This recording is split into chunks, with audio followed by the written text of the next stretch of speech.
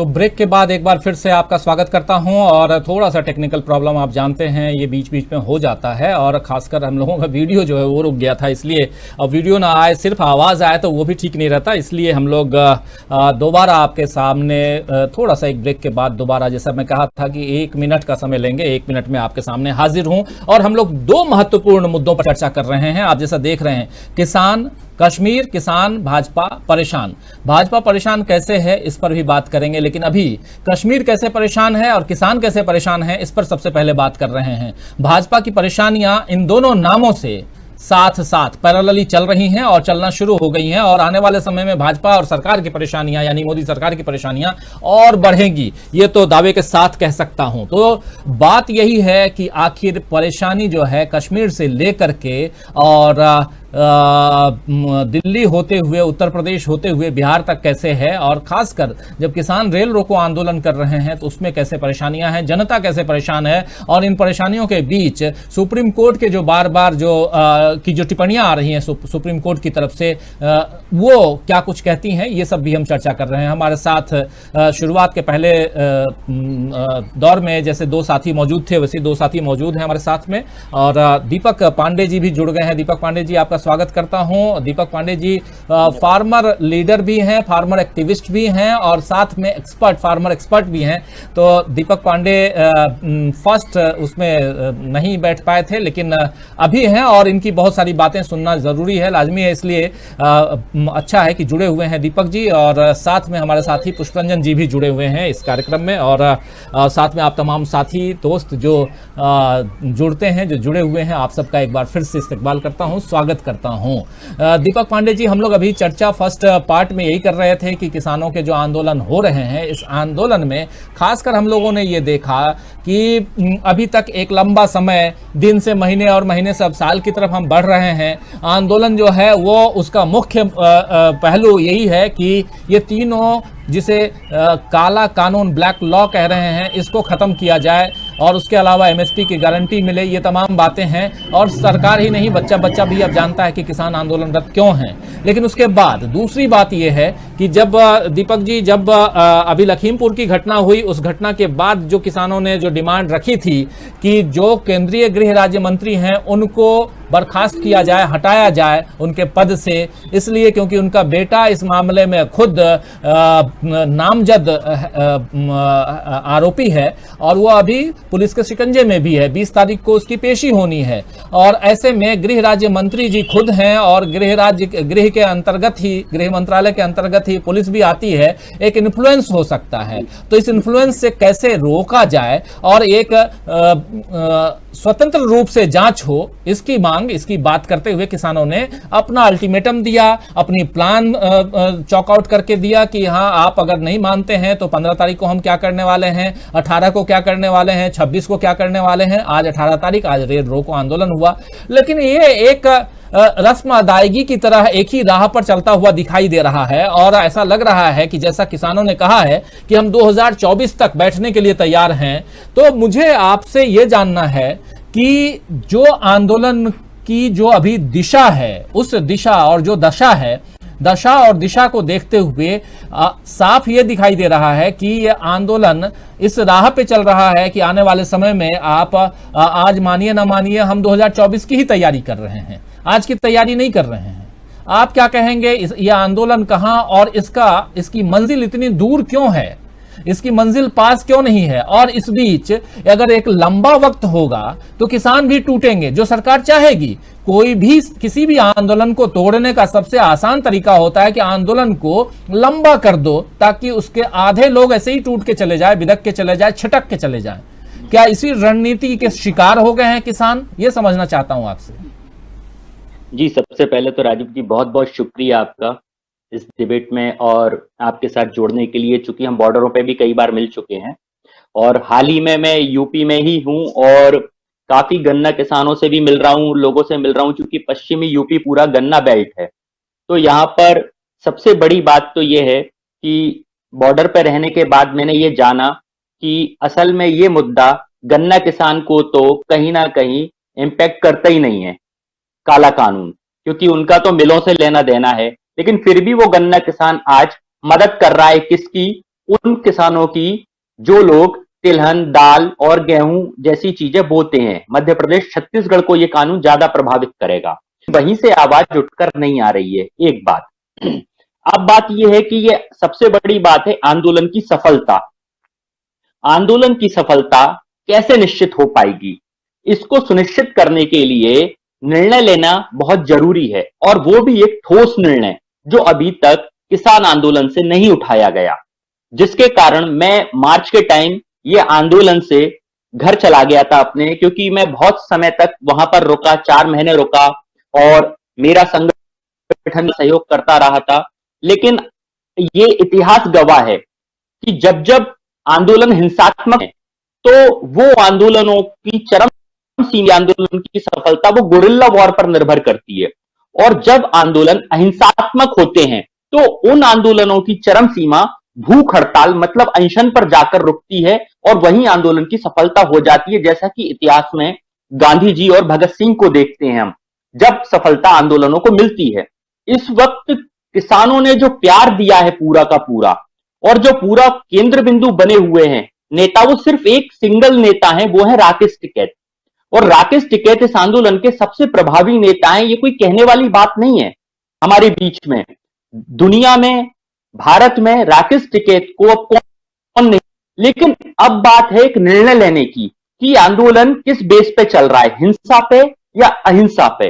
अगर ये आंदोलन अहिंसा पर है तो राकेश टिकैत जी भूख हड़ताल पर कब बैठने वाले हैं, क्योंकि जब तक वो भूख हड़ताल पर नहीं बैठेंगे, अनशन नहीं करेंगे, तब तक ये आंदोलन सफल होता हुआ मुझे तो नहीं दिख रहा। जो साफ साफ मैंने अभी तक की हिस्ट्री पढ़ी है आंदोलनों के विषय में या आंदोलनों को देखा है, क्योंकि सरकार पर इसका कोई दबाव नहीं पड़ रहा है। आप ट्रेन रोकिए, आप चक्का जाम कीजिए, आप कुछ भी कीजिए, सरकार आपको थका रही है। और यही होता है, थका एक वक्त में आदमी थकेगा फिर गिरेगा। आप देख सकते हैं बॉर्डरों पर भी जो स्थिति थी वो धीरे धीरे कम होती जा रही है, और इसका कारण सिर्फ यही है कि किसान को यह मुद्दा हल होता नहीं दिख रहा है, और आंदोलन कहीं बहुत पीछे छूट गया है, और नेता बनने की होड़ आगे लग चुकी है आंदोलन से। ये एक दुष्परिणाम आंदोलन के निकल के आ रहे हैं। लेकिन वहीं पर नेता अपना नेतृत्व दिखाने में कमजोर हो रहे हैं। जैसा कि अभी आप लीजिए, हाल ही में लखीमपुर खीरी का जो कांड हुआ है, एक और आप इसको एक प्रायोजित घटना के रूप में देख सकते हैं कि एक तरफ से अजय मिश्रा टहनी एक बयान देते हैं, और बयान क्या है, वो साफ साफ धमकी है। मतलब धारा 506 के तहत काम होता है, मतलब एक वो एफआईआर कंडक्ट होना चाहिए थी उनके खिलाफ पहले। और फिर इसके बाद उनका बेटा आशीष मिश्रा गाड़ी चढ़ाता हुआ, लोग बताते हैं कि उसने गाड़ी चढ़ाई है, तो ये फिर हुआ हत्या 302। तो अजय मिश्रा खुद गृह राज्य मंत्री, वो खुद भी इसमें गिरफ्तार होने चाहिए थे, और इसके बाद उनका बेटा वो भी गिरफ्तार होना चाहिए था। लेकिन उनकी गिरफ्तारी करेगा कौन, जब कहते हैं ना कि जब सैया ही दरोगा है तो फिर अब डर काहे का, अब डर है ही नहीं होने। तो ये चीज जो हो रही है, अगर आपको न्याय चाहिए लखीमपुर खीरी का, तो आपको जहां पर बीजेपी की गवर्नमेंट नहीं है उस जगह से ले जाकर ये केस दूसरी गवर्नमेंट के राज्य में देना होगा, वरना सीबीआई भी सब जानते हैं, सीआईडी भी, सारे विभाग उसी के अंतर्गत हैं, तो कौन करेगा कार्रवाई। ऐसे में आम व्यक्ति को न्याय मिलना बहुत मुश्किल है। और फिर बात वहीं पर आपको मैं एक और बता दूं, कल हम सराज सिंह के घर होकर आए हैं जो कश्मीर में शहीद हुए हैं। हम उनके परिवार से मिलके आए तो उन्होंने हमें बताया कि 12 तारीख को सराज सिंह का शव आया था, और 12 तारीख को ही भोग के प्रोग्राम में लखीमपुर खीरी पहुंचकर सारे नेता कबड्डी खेलकर आ रहे थे, मतलब उन्हें छू छू कर आ रहे थे, पॉलिटिकल माइलेज लेकर आ रहे थे। लेकिन कोई भी व्यक्ति सराज सिंह के घर पर नहीं गया, जबकि सबको यह पता होना चाहिए कि सराज सिंह ये वही लड़का है जो किसान आंदोलन में आकर, ये वही जवान है जो किसान आंदोलन में आकर किसानी के झंडे को मजबूत कर रहा था। लेकिन उसके घर पर कोई भी नहीं जाता देखा। क्यों? क्योंकि वहां पर पॉलिटिकल माइलेज नहीं मिलने वाला था। तो अब ये साफ साफ बात क्लियर हो रही है कि किसानों के कंधे पे रख के बंदूक पॉलिटिकल माइलेज लेने की चल रही है। आप ये बताइए, कोई भी पार्टी ये क्यों नहीं कहती है जैसे सत्ता में आना है, मैं तो कहता हूं बीजेपी को हराना है, लेकिन बीजेपी के अलावा हमें किसी को भी लाना है तो वो पार्टी एक बार खुल के ये कहे कि किसान बिल हम वापस लेंगे। आगे चलकर हमें वोट कीजिएगा, 2024 की तैयारी कर रहे हैं, हमें वोट दीजिएगा, हम ये बिल संसद से वापस करा लेंगे। लेकिन कोई भी पार्टी ये कहती नहीं दिख रही है। तो इसका कंक्लूजन दो निकल कर आ रहा है, कंक्लूड हो रहा है कि एक तो राकेश टिकैत को ये क्लियर करना होगा कि अगर ये आंदोलन हिंसात्मक है तो वो गोरिल्ला वॉर सांसद विधायकों के ऊपर कब करेंगे बीजेपी के, अगर ये आंदोलन अहिंसात्मक है तो फिर वो भूख हड़ताल कब करेंगे। पहले ये तय खुद क्या कहते हैं राकेश टिकैत को करना होगा। अब एसकेएम के ऊपर ये बात वो नहीं डाल सकते, क्योंकि सब जानते हैं एसकेएम से आगे उठकर राकेश टिकैत दिखने लगे हैं, क्योंकि लखीमपुर खीरी में भी वो सबसे पहले पहुंचते हैं, जहां पर सारे नेताओं को रोका जाता है और लखीमपुर खीरी पहुंचकर वो सारे मामले को रफा दफा करवा देते हैं। तो ये सारी स्थितियां ये डिनोट कर रही हैं कि राकेश टिकैत का चेहरा सबसे बड़ा हो चुका है और उनको इस विषय पर संज्ञान लेकर किसानों की जान बचानी चाहिए और स्वयं भूख हड़ताल पर उनको बैठ जाना चाहिए। ये मेरा कहना है कि भाई आंदोलन की स्थिति जिस जगह पर है उसे तय करना होगा, हिंसात्मक है और जिस तरीके से भी है उसकी चरम सीमा पर ले जाकर आंदोलन सफल बनाना होगा। ये मेरा कंक्लूजन पॉइंट है। और जाकर सराज सिंह को भी सांत्वना बनानी होगी, क्योंकि वो भी किसान आंदोलन का हिस्सा रहे थे।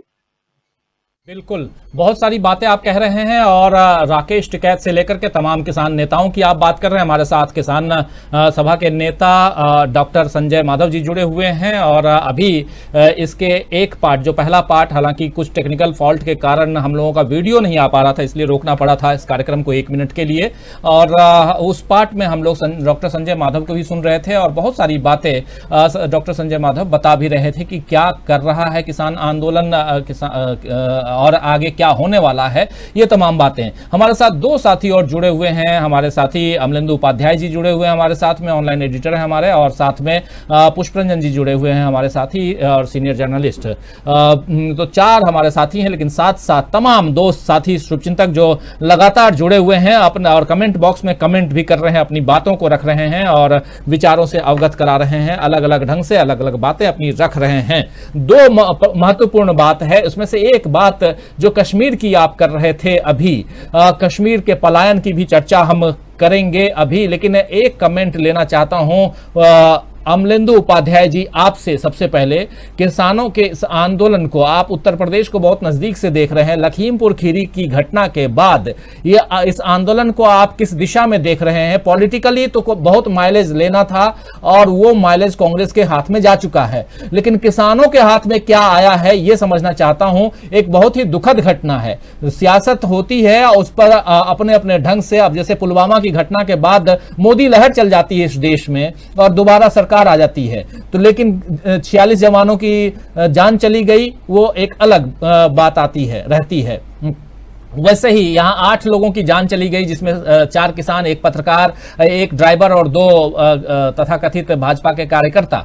इन लोगों की जान चली गई लखीमपुर खीरी में। पॉलिटिकल माइलेज अपने अलग अलग अंदाज में सब लोग ले रहे हैं। किसानों को क्या मिला, अमलेंदु जी? देखिए राजीव जी, असल में कोई भी आंदोलन जो है, एक तो ये बात समझनी पड़ेगी कि बिना राजनीति के उसका हल हो भी नहीं सकता है। किसान आंदोलन जो है, अभी तक संयुक्त किसान मोर्चा अपने को गैर राजनीतिक कहता रहा है और राजनीतिक दलों को अपने मंच पे आने भी नहीं देता रहा है। ठीक है, वो आपका गैर राजनीतिक आंदोलन है, लेकिन चूंकि मसला राजनीतिक है तो इसलिए हल तो राजनीति से ही होगा। तो और इसके हल भी जो है वो राजनीति वाले ही होंगे। अगर सरकार से टेबल पे बैठ के बातचीत होगी और सरकार अगर झुकती है या सरकार इसको वापस लेती है, नहीं भी लेती है, तो दोनों परिस्थितियों में मुद्दा राजनीतिक ही है। भले ही आप उसको गैर राजनीतिक तरीके से उसको आप हल करना चाहते हैं, आंदोलन आप गैर राजनीतिक तरीके से चला रहे हैं। तो इसलिए जहां तक ये सवाल है कि लोग इसमें राजनीतिक माइलेज लेने की कोशिश कर रहे हैं विपक्षी दल, तो वो लेंगे। अगर भारतीय जनता पार्टी आज विपक्ष में होती तो वो भी लेती इसका, और भारतीय जनता पार्टी ने लिया है पहले भी ऐसे आंदोलनों का। तो अब दूसरे लोग अगर इसमें लेने की कोशिश कर रहे हैं तो मुझे लगता है कि इसमें कोई ये बुरी चीज नहीं है कि दूसरे राजनीतिक दल जो इसमें से इसका माइलेज लेने की कोशिश कर रहे हैं, क्योंकि उनका राजनीतिक काम है तो राजनीति कर रहे हैं। तो किसी मसले पे जाएंगे राजनीति करेंगे। सरकार भी राजनीति कर रही है तो सरकार के खिलाफ जो राजनीति हो रही है वो विपक्षी दल कर रहे हैं, उसका माइलेज लेने की कोशिश कर रहे हैं। अब जहां तक सवाल ये है कि किसान को मिला और किसान को क्या नहीं मिला, तो आज की तारीख में तो किसान को सिर्फ मौतें मिली हैं, लाठियां मिली हैं, डंडे मिले हैं पुलिस के, सरकार की गालियां मिली हैं, भक्तों की गालियां मिली हैं, यही मिला है किसान को तो अभी तक।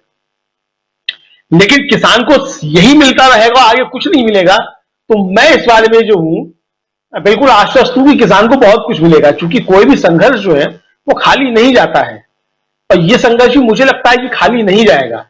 वो क्या दिशा होगी, किस तरीके से होगा, वो एक अलग का मसला है। पहले भी आंदोलन इस देश में बहुत से हुए हैं, और किसानों के भी आंदोलन हुए, लंबे आंदोलन चले हैं।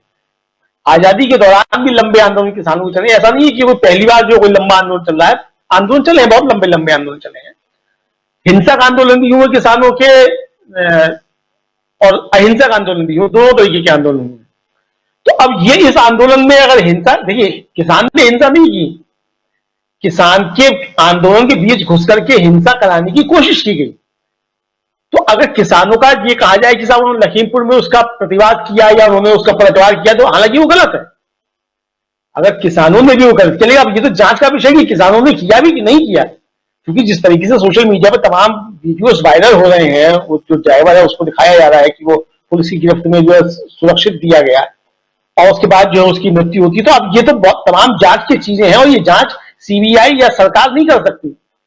और जैसा कि सुप्रीम कोर्ट ने भी बड़ी सख्त टिप्पणी की कि भाई सीबीआई क्या है सब जानते हैं, तो इसको आप समझ सकते हैं। यानी ये जांच जो है इस मसले की, वो जब तक कि सुप्रीम कोर्ट के जजों की निगरानी में नहीं होगी एक एसआईटी बना करके, तब तक इसकी सही जांच नहीं आ सकती, इसके परिणाम नहीं आ सकते इस जांच के। तो इसलिए अभी उन चीजों को लेकर के ये कहना कि किसान आंदोलन हिंसक हो गया है या इसमें हिंसा का प्रवेश हो गया है, मुझे लगता है कि ये अभी ठीक नहीं है। राकेश टिकैत का हालांकि बयान जो है वो निंदनीय है, जो उनका कि जो किसानों ने जो है वो उनको ये किया, तो उनको नहीं मानना चाहिए परिस्थिति है। दूसरी, अगर किसानों ने किया है, मैं फिर अभी आगे जुड़ा हूं, अगर किसानों ने किया उसके बदले में जवाब दिया है उस तरीके से, तो उसको भी फिर उससे आप हिंसा से अलग नहीं कर सकते। लेकिन वो परिस्थितियां क्या है, क्या वो सब चीजें जांच के बाद स्पष्ट होंगी, तो इसलिए अभी उन सब चीजों को मुझे लगता है कि बात करने की आवश्यकता नहीं है। लेकिन जहां तक सवाल यह है कि जैसे दीपक जी ने भी कहा कि जो किसानों के जो मुद्दे, मतलब ये कानून जो है जिनको छुएंगे, खासतौर से छत्तीसगढ़ धान का कटोरा कहा जाता है, वो उसको सबसे ज्यादा प्रभावित करेगा। मध्य प्रदेश जहां शरबती गेहूं जो है उसका होता है, उसको प्रभावित करेगा। सरसों जहां पैदा होती है मध्य प्रदेश सबसे ज्यादा, वहां कर रहा है प्रभावित, किसानों को वहां प्रभावित कर रहा है। और इसलिए आप देखिए कि मध्य प्रदेश में भी ऐसा नहीं है कि किसान आंदोलन जो सक्सेस नहीं, वहां भी आंदोलन किसानों का चल रहा है, और जगह जगह वहां चीजें हो रही है। तो मुझे लगता है कि ये हताशा वाली स्थिति जो है वो तो देखिए किसी भी एक आंदोलन में जब वो लंबा चलता है तो हताशा की परिस्थितियां पैदा होती हैं। अब जैसे दीपक जी ने कहा कि राकेश टिकैत जो सबसे बड़ा फेस बन गए हैं इस समय इस आंदोलन के, ठीक है राकेश टिकैत इस समय फेस बन गए हैं, लेकिन राकेश टिकैत फेस बन भले ही गए हो, लेकिन राकेश टिकैत उन 500 संगठनों में से एक संगठन है जो आंदोलन को चला रहे हैं। तो अकेले राकेश टिकैत इस आंदोलन की दशा और दिशा निर्धारित नहीं कर सकते, और राकेश टिकैत का असर जो है वो एक खास हिस्से में, थोड़े से हिस्से में है।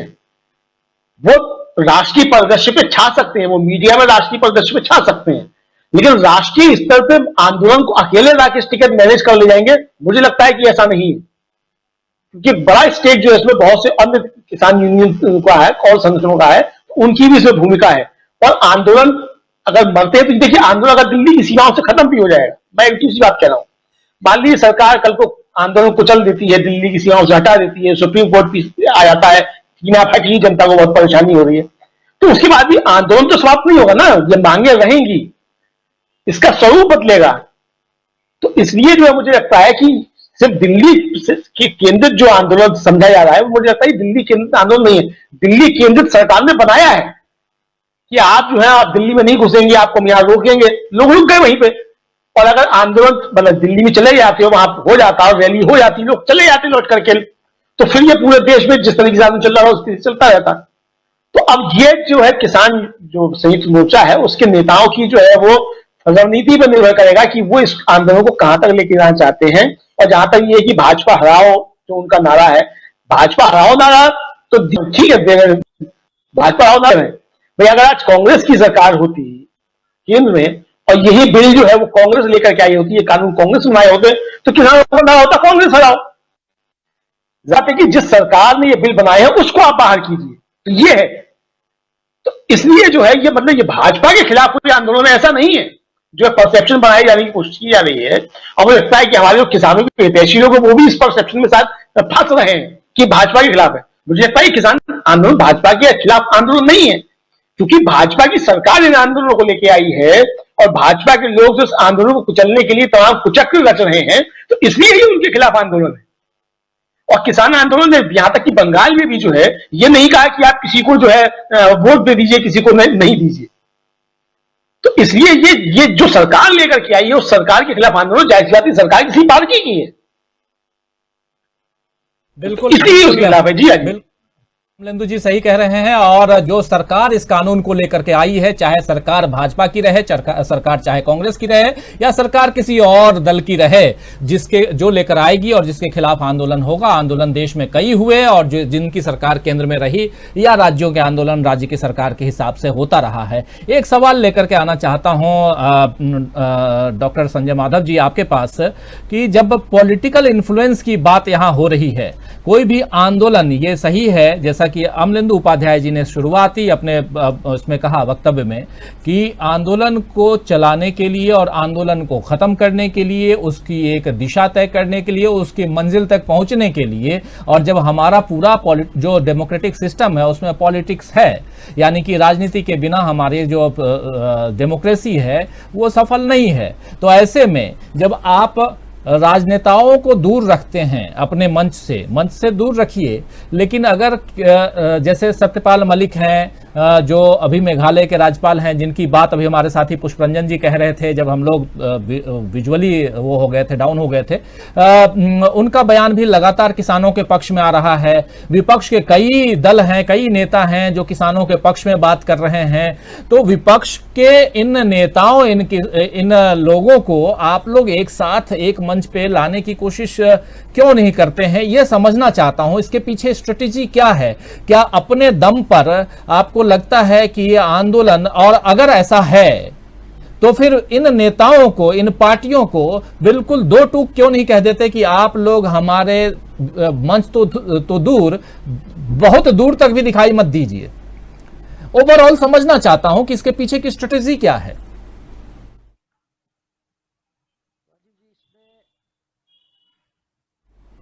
एक तो ये जो आपने कहा सवाल, पहले तो मैं थोड़ा दीपक ने जो बात की उसका थोड़ा जवाब देना चाहता हूं कि वो राकेश टिकैत के बारे में जो उन्होंने बात कही उसका, हालांकि अमलेंदु जी ने जवाब दे दिया कि ये संयुक्त किसान मोर्चा का आंदोलन, इसमें 500 से ज्यादा संगठन शामिल हैं और बाकायदा एक पूरी सामूहिक नेतृत्व के रूप में आंदोलन चल रहा है शुरू से, और सामूहिक नेतृत्व में ही चलेगा। राकेश टिकैत के पार्ट हो सकता है इसको मीडिया में या किसी देश के किसी हिस्से में ज्यादा महत्व दिया जा रहा हो, लेकिन वास्तविक अर्थों में एक सामूहिक आंदोलन है और सारे फैसले संयुक्त मोर्चा की कोर कमेटी और जो 40 मेंबरी कमेटी है वो मिलकर के फैसला करती है।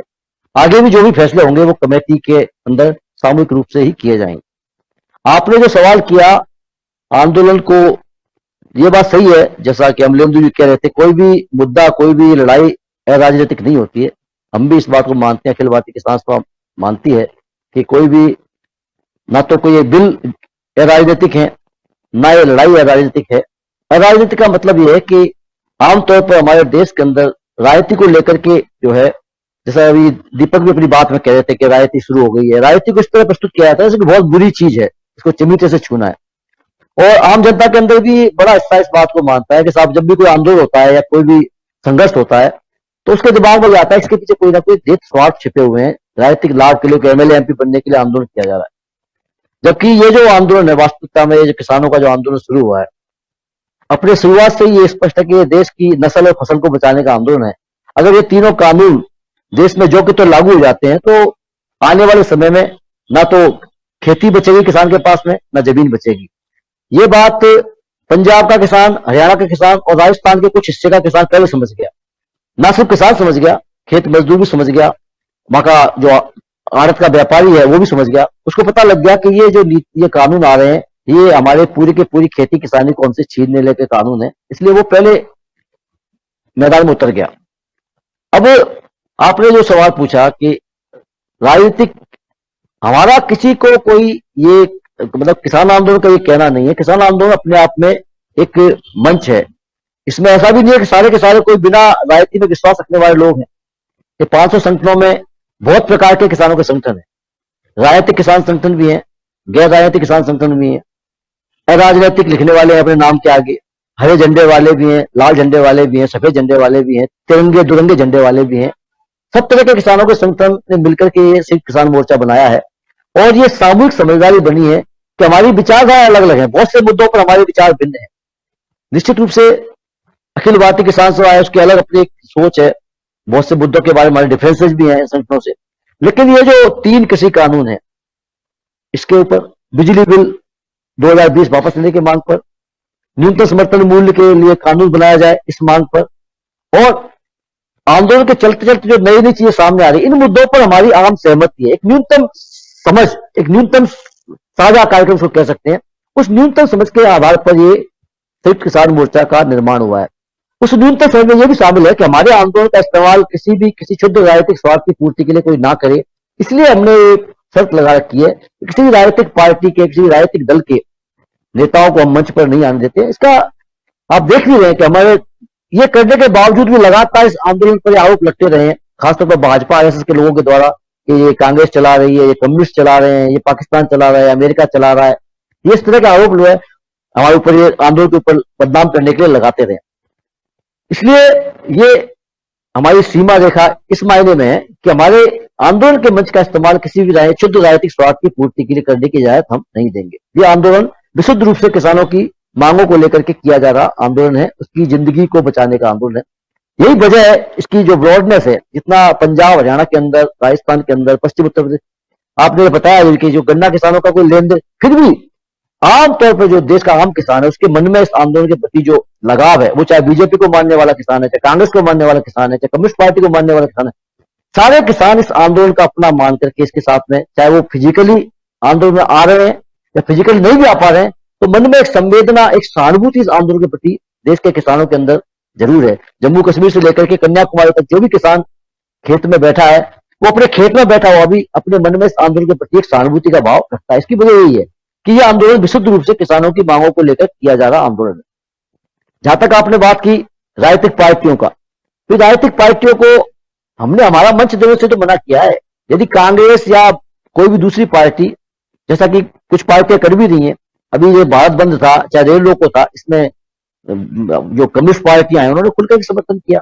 भारत बंद का पहले 19 पार्टियां जो है धर्मनिरपेक्ष पार्टियां हैं, जो इसमें कम्युनिस्ट पार्टियां हैं, इसमें कांग्रेस है और आरजेडी है, उन्होंने मिलकर के इसका आंदोलन का समर्थन करने का ऐलान किया, संयुक्त प्रेस कॉन्फ्रेंस की। करें, इसमें क्या दिक्कत है? जिस किसी को भी ये फैसला चुनाव के टाइम जब राजनीति का वक्त आएगा तब किसान तय करेगा। जहां तक बात है, ऐसी बात नहीं है, किसान भी अपनी रणनीति बदल रहा है वक्त के साथ साथ। जैसे जैसे आंदोलन आगे बढ़ रहा है, हम हमारे जो मोर्चा है उसी के अनुरूप हमारी रणनीति भी चेंज हो रही है। आगे भी ना तो हम गांधीवादी है आंदोलन, ना तो गांधीवादियों का आंदोलन है और ना ही ये हिंसावादियों का आंदोलन है। ये अनुशासित किसान आंदोलन है। हमें जहां जैसी जरूरत पड़ेगी आंदोलन के अंदर, कोई ये कहे हम गांधीवादी है तो हम गांधीवादियों का आंदोलन नहीं है। ये सिर्फ किसान मोर्चा का एक नए प्रकार का आंदोलन है कि आधुनिक भारत का एक आधुनिक किसान आंदोलन है, नव उदारवादी आर्थिक नीतियों के खिलाफ आंदोलन है। गांधी जी का आंदोलन आजादी से पहले का आंदोलन था, पिछली जो पूंजीवादी व्यवस्था थी, अंग्रेजों का राज, उसके खिलाफ आंदोलन था। नेचुरली इसके अंदर और आज के आंदोलन में अंतर है। आज की तारीख में ये किसान आंदोलन है, हम ये दावा कर रहे हैं कि शांतिपूर्ण है, ये अनुशासित है, हम हिंसक नहीं है, हम देश की जनता के खिलाफ कोई हिंसा फैलाने के पक्ष में नहीं है। लेकिन ये भी नहीं है कि एक चाटा मारे दूसरा चाटा गाल पे आगे करते हैं, ये भी समझ किसान आंदोलन की नहीं है। हाँ, ये जो घटना हुई, जैसे आपने कहा, ये बिल्कुल दुखद घटना है। कोई भी, लेकिन ये घटना आप ये इसको देखने की जरूरत है, ये घटना करवाई जा रही है एक सुनियोजित तरीके से। किसान आंदोलन के अंदर इस प्रकार की चीजों को प्रायोजित करके ये हिंसाएं हो, इस प्रकार की कोशिश सरकार के द्वारा, उनके संगठनों के द्वारा की जा रही है। 26 जनवरी को किया, एक नियोजित तरीके से किसानों के एक समूह को जो है लाल किले पर ले जाया गया, उसको फिर पूरे मीडिया में उठा करके बदनाम करने की चेष्टा की। अभी ये लखीमपुर खीरी घटना हुई, जिस प्रकार से केंद्रीय मंत्री भड़काऊ भाषण देता है, कुचलता है, तो नेचुरली वहां पर जो लोगों के अंदर जो इनोसेंट लोग हैं, जो राजनीतिक नहीं है, अचानक जो गुस्सा भड़कता है, वो अच्छा नहीं है, गलत है। वो किसान आंदोलन से कमजोर होता है, इससे नुकसान पहुंचता है। लेकिन वो चाहते हैं ऐसा हो, वो बार बार कोशिश करेंगे। वो हमारे मोर्चों पर भी कोशिश की उन्होंने, हमारे शाहजहांपुर मोर्चे पर कोशिश की, टिकरी बॉर्डर पर कोशिश की। वो लोकल लोगों से हमला करवाना चाहते हैं, लोकल लोगों को किसानों में भिड़वाना चाहते हैं। लगातार पहले दिन से कोशिश वो कर रहे हैं कि किसान और जनता भिड़े, आपस में हिंसा हो, टकराव हो और आंदोलन कमजोर हो। लेकिन हमारा ये संकल्प है कि हम हो सकता है दुर्घटना घट जाती है, हम उनको निंदा करते हैं, उनसे सबक लेते हैं। और लगातार किसान आंदोलन को पता है कि किसान आंदोलन को हिंसक होने का मतलब है इस किसान आंदोलन की अकाल मृत्यु। इसलिए हमारी पूरी कोशिश रहेगी कि यह आंदोलन किसी भी रूप में हिंसक ना हो, अनुशासन से चले और देश की जनता के खिलाफ नहीं हो। हमारी लड़ाई देश की जनता के खिलाफ नहीं है, ये स्पष्ट है पहले दिन से। इस आंदोलन की पहली बुनियादी बात है कि ये लड़ाई सरकार के खिलाफ है, बहुराष्ट्रीय कंपनियों के खिलाफ है, आरएसएस और भाजपा का जो ये आर्थिक नीतियां, नवोदारवादी आर्थिक नीतियां जिनको लेकर आगे बढ़ रहे हैं, उनके खिलाफ है, देश की जनता के खिलाफ नहीं है। देश की जनता को बचाने का आंदोलन है, देश के लोकतंत्र को, देश के संविधान को बचाने का आंदोलन है। ये संकल्प इस किसान आंदोलन का बिल्कुल स्पष्ट दिमागों में क्लियर है, इसमें कहीं कोई संदेह नहीं। जी संजय माधव जी, बहुत सारी बातें आपने कही हैं और इस पर अलग अलग अपने तीनों साथियों से कमेंट मांगूं तो फिर आधा घंटा मैं समझता हूं कि आपके कुछ बातों पे चला जाएगा। लेकिन पुष्परंजन जी, आपके पास जरूर आना चाहूंगा और इसका जो पॉलिटिकल एस्पेक्ट है, हालांकि कश्मीर की चर्चा भी करनी है और ये कार्यक्रम जो है ये आगे बढ़ रहा है, 8 बजने को ऑलरेडी है, 7:59 मैं देख रहा हूं, लेकिन कश्मीर की चर्चा भी लेकिन आज लाजिमी है, वो बात भी करूंगा। और हमारे कश्मीर के जो साथी लगातार वहां रिपोर्टिंग कर रहे हैं, उन लोगों ने भी जो खबरें भेजी हैं, और एक मजेदार तथ्य वहां पे आया कल कश्मीर में कि पहले एक नोटिफिकेशन जारी होता है कि जो बाहरी हैं यानी प्रवासी हैं उनको पुलिस जो है वो अलग अलग कैंप में इकट्ठा करें, उसके बाद कहा जाता है कि नहीं जी ये फर्जी है, तो उस पर भी चर्चा करेंगे। लेकिन अभी किसान की बात, और किसानों में जो सतपाल मलिक को फिर से मैं लेके आ रहा हूं क्योंकि सतपाल मलिक एक संवैधानिक पद पर बैठे हुए यानी मेघालय के राज्यपाल हैं और वो लगातार बोल रहे हैं, सरकार के नुमाइंदे हैं मोदी सरकार के, और साथ साथ वो बीजेपी के भी हैं, आज नहीं हैं, आज चलिए राज्यसभा राज्यपाल हैं, लेकिन उसके बाद भी उनकी इस बात को लेकर के और बहुत ऐसे लोग हैं जो मोदी सरकार को अलग अलग ढंग से इस बात को बताने समझाने में लगे हुए हैं कि ये जो हो रहा है ये गलत हो रहा है और सरकार के लिए ये फायदेमंद नहीं है। सामने 5 राज्यों का चुनाव है पुष्परंजन जी, उसके बाद भी सरकार अगर अपनी बात पर अड़ी हुई है तो इसके पीछे क्या कारण हो सकता है, जरा मैं समझना चाहता हूं। पॉलिटिकल एस्पेक्ट्स को अगर देखें और इसके नफा नुकसान को देखें तो कोई भी पार्टी जिसमें कि सबसे बड़ा सूबा दांव पर है और उसका पश्चिमी उत्तर प्रदेश जो है, पश्चिमी पार्ट, वो टोटली दांव पर है, उसके बाद भी अगर सरकार न लखीमपुर मामले में पीछे हट रही है, न पश्चिमी उत्तर प्रदेश से जो किसान अभी दिल्ली बॉर्डर पर जमे हुए हैं वो और अब तो कह रहे हैं कि 26 तारीख को हम तो लखनऊ में महापंचायत करेंगे, इसके बाद हो सकता है ये और बढ़े, 3 महीने बाद चुनाव होना है और चुनाव की सरगर्मियां जब तेज होंगी और उस बीच किसानों का आंदोलन तेज होगा और उसका असर जनता पे पड़ेगा, जनता जो है वो वोट देने जाएगी और बीजेपी को हराएगी, ये चिंता क्या बिल्कुल नहीं है बीजेपी को? देखिए राजीव जी, आपके इस कई सारे सवाल हैं, कई आयाम हैं उसके। कश्मीर भी है, सतपाल मलिक भी है, किसान भी है। सतपाल मलिक से ही शुरू होता हूँ। एक मिनट, कश्मीर बाद में जाएंगे, कश्मीर का मसला जो है रंजन जी बाद में करेंगे, लेकिन पहले किसान वाला और सतपाल मलिक और किसान पे ही आता हूँ, की बात करते हैं। पॉलिटिकल और किसान पे ही आता हूँ, रणनीति पे भी आता हूँ। देखिए सतपाल मलिक बहुत बेचैन है, बागपत से बिलोंग करते हैं, राजनीतिक जमीन उनकी वहीं पर उर्वर दोबारा से करनी है, तो उसका बीजारोपण भी लगातार कर रहे हैं। अब वहां से अंकुरित करना है, उसे अंकुरित करने के लिए इस तरह के बयान वो लगातार दिए जा रहे हैं। और अभी जो बयान उन्होंने दिया उसका निहितार्थ यही कि हो सकता है कि उनकी इच्छा थी और उसके विपरीत सरकार ने यह निर्णय लिया था कि कश्मीर से हटा के उनको पहले गोवा भेजा जाए, फिर मेघालय भेज दिया जाए। तो गए, वो अपने केंद्र के निर्णय थे उसके हिसाब से गए। उनकी कई तरह की तकलीफें हुई जिसकी बाद में मैं चर्चा करूंगा, लेकिन सतपाल मलिक के बयान, खासकर किसान केंद्रित जो बयान है, और उन्होंने कश्मीर पे ही बयान दिया कि यदि मैं गवर्नर वहां होता, आज ही मतलब इसी बयान की किसान और कश्मीर वाले बयान में उनकी कंटिन्यूटी है, यदि मैं कश्मीर का गवर्नर होता तो कम से कम श्रीनगर में उसके 100 किलोमीटर के रेडियस में कोई आतंकवादी नहीं घुसता, मेरे रहते हुए नहीं घुसा। तो उन्होंने एक और वार किया है, किसान का पर पहला वार किया और दूसरा वार किया कश्मीर पर, कि वहां का अभी का जो गवर्नर है मनोज सिन्हा जी अक्षम गवर्नर हैं और केंद्र सरकार भी सक्षम नहीं है वहां की हिंसा को काबू करने के लिए। इसके निहितार्थ को भी समझने की आवश्यकता है कि क्यों लगातार केंद्र पर सीधा सीधा फोकस करके बात कर रहे हैं। दूसरा, आपने ध्यान दिया होगा कि जब से 370 समाप्त हुआ उसके बाद से 3 बार यूरोपियन यूनियन या दूसरे देशों के जो एम्बेसडर थे उनको भेजा गया वहां पर कश्मीर में। 3 तारीख है, याद दिला देता हूं उसे। एक तो 12 फरवरी 2020 को, फिर 9 जनवरी 2020 और 17 फरवरी 2021 इस साल। 3 अलग अलग, कभी 20 के जत्थे में भेजे गए, कभी 25 के, कभी 20 के जत्थे में राजदूत आए और उसमें सर्वाधिक संख्या यूरोपियन यूनियन की थी। मैं फिर रणनीति पर आ रहा हूं, किसानों की रणनीति पर। आज केंद्र सरकार को क्या जरूरत पड़ी 370 को, और ये बताने के लिए कश्मीर में सब कुछ ठीक ठाक है, तो यूरोपियन यूनियन के सर्वाधिक वहां से, क्योंकि 27 देशों का संगठन है और ये बहुत बड़ा ब्लॉक है, यूनाइटेड नेशंस के बाद बहुत बड़ा ब्लॉक है ये, और ये बड़ा प्लेटफॉर्म है, इसलिए यूरोपियन यूनियन के जो भी राजदूत हैं दिल्ली में उन सबों को लेके वहां पर पहुंचा गया। सर्वाधिक संख्या जो राजदूत वहां गए उसमें सर्वाधिक संख्या यूरोपियन यूनियन की थी। अब मैं किसान पे आ रहा हूं, और क्यों आ रहा हूं उसकी वजह है। बात रणनीति की हो रही है, ठीक है, टिकैत जी की चर्चा और किसान नेताओं की चर्चा बाहर भी हुई है, देश से बाहर भी हुई है, कई जगहों पर हुई है, मगर कनेक्टिविटी नहीं हुई जिस तरह से यूरोपियन यूनियन में होना चाहिए था।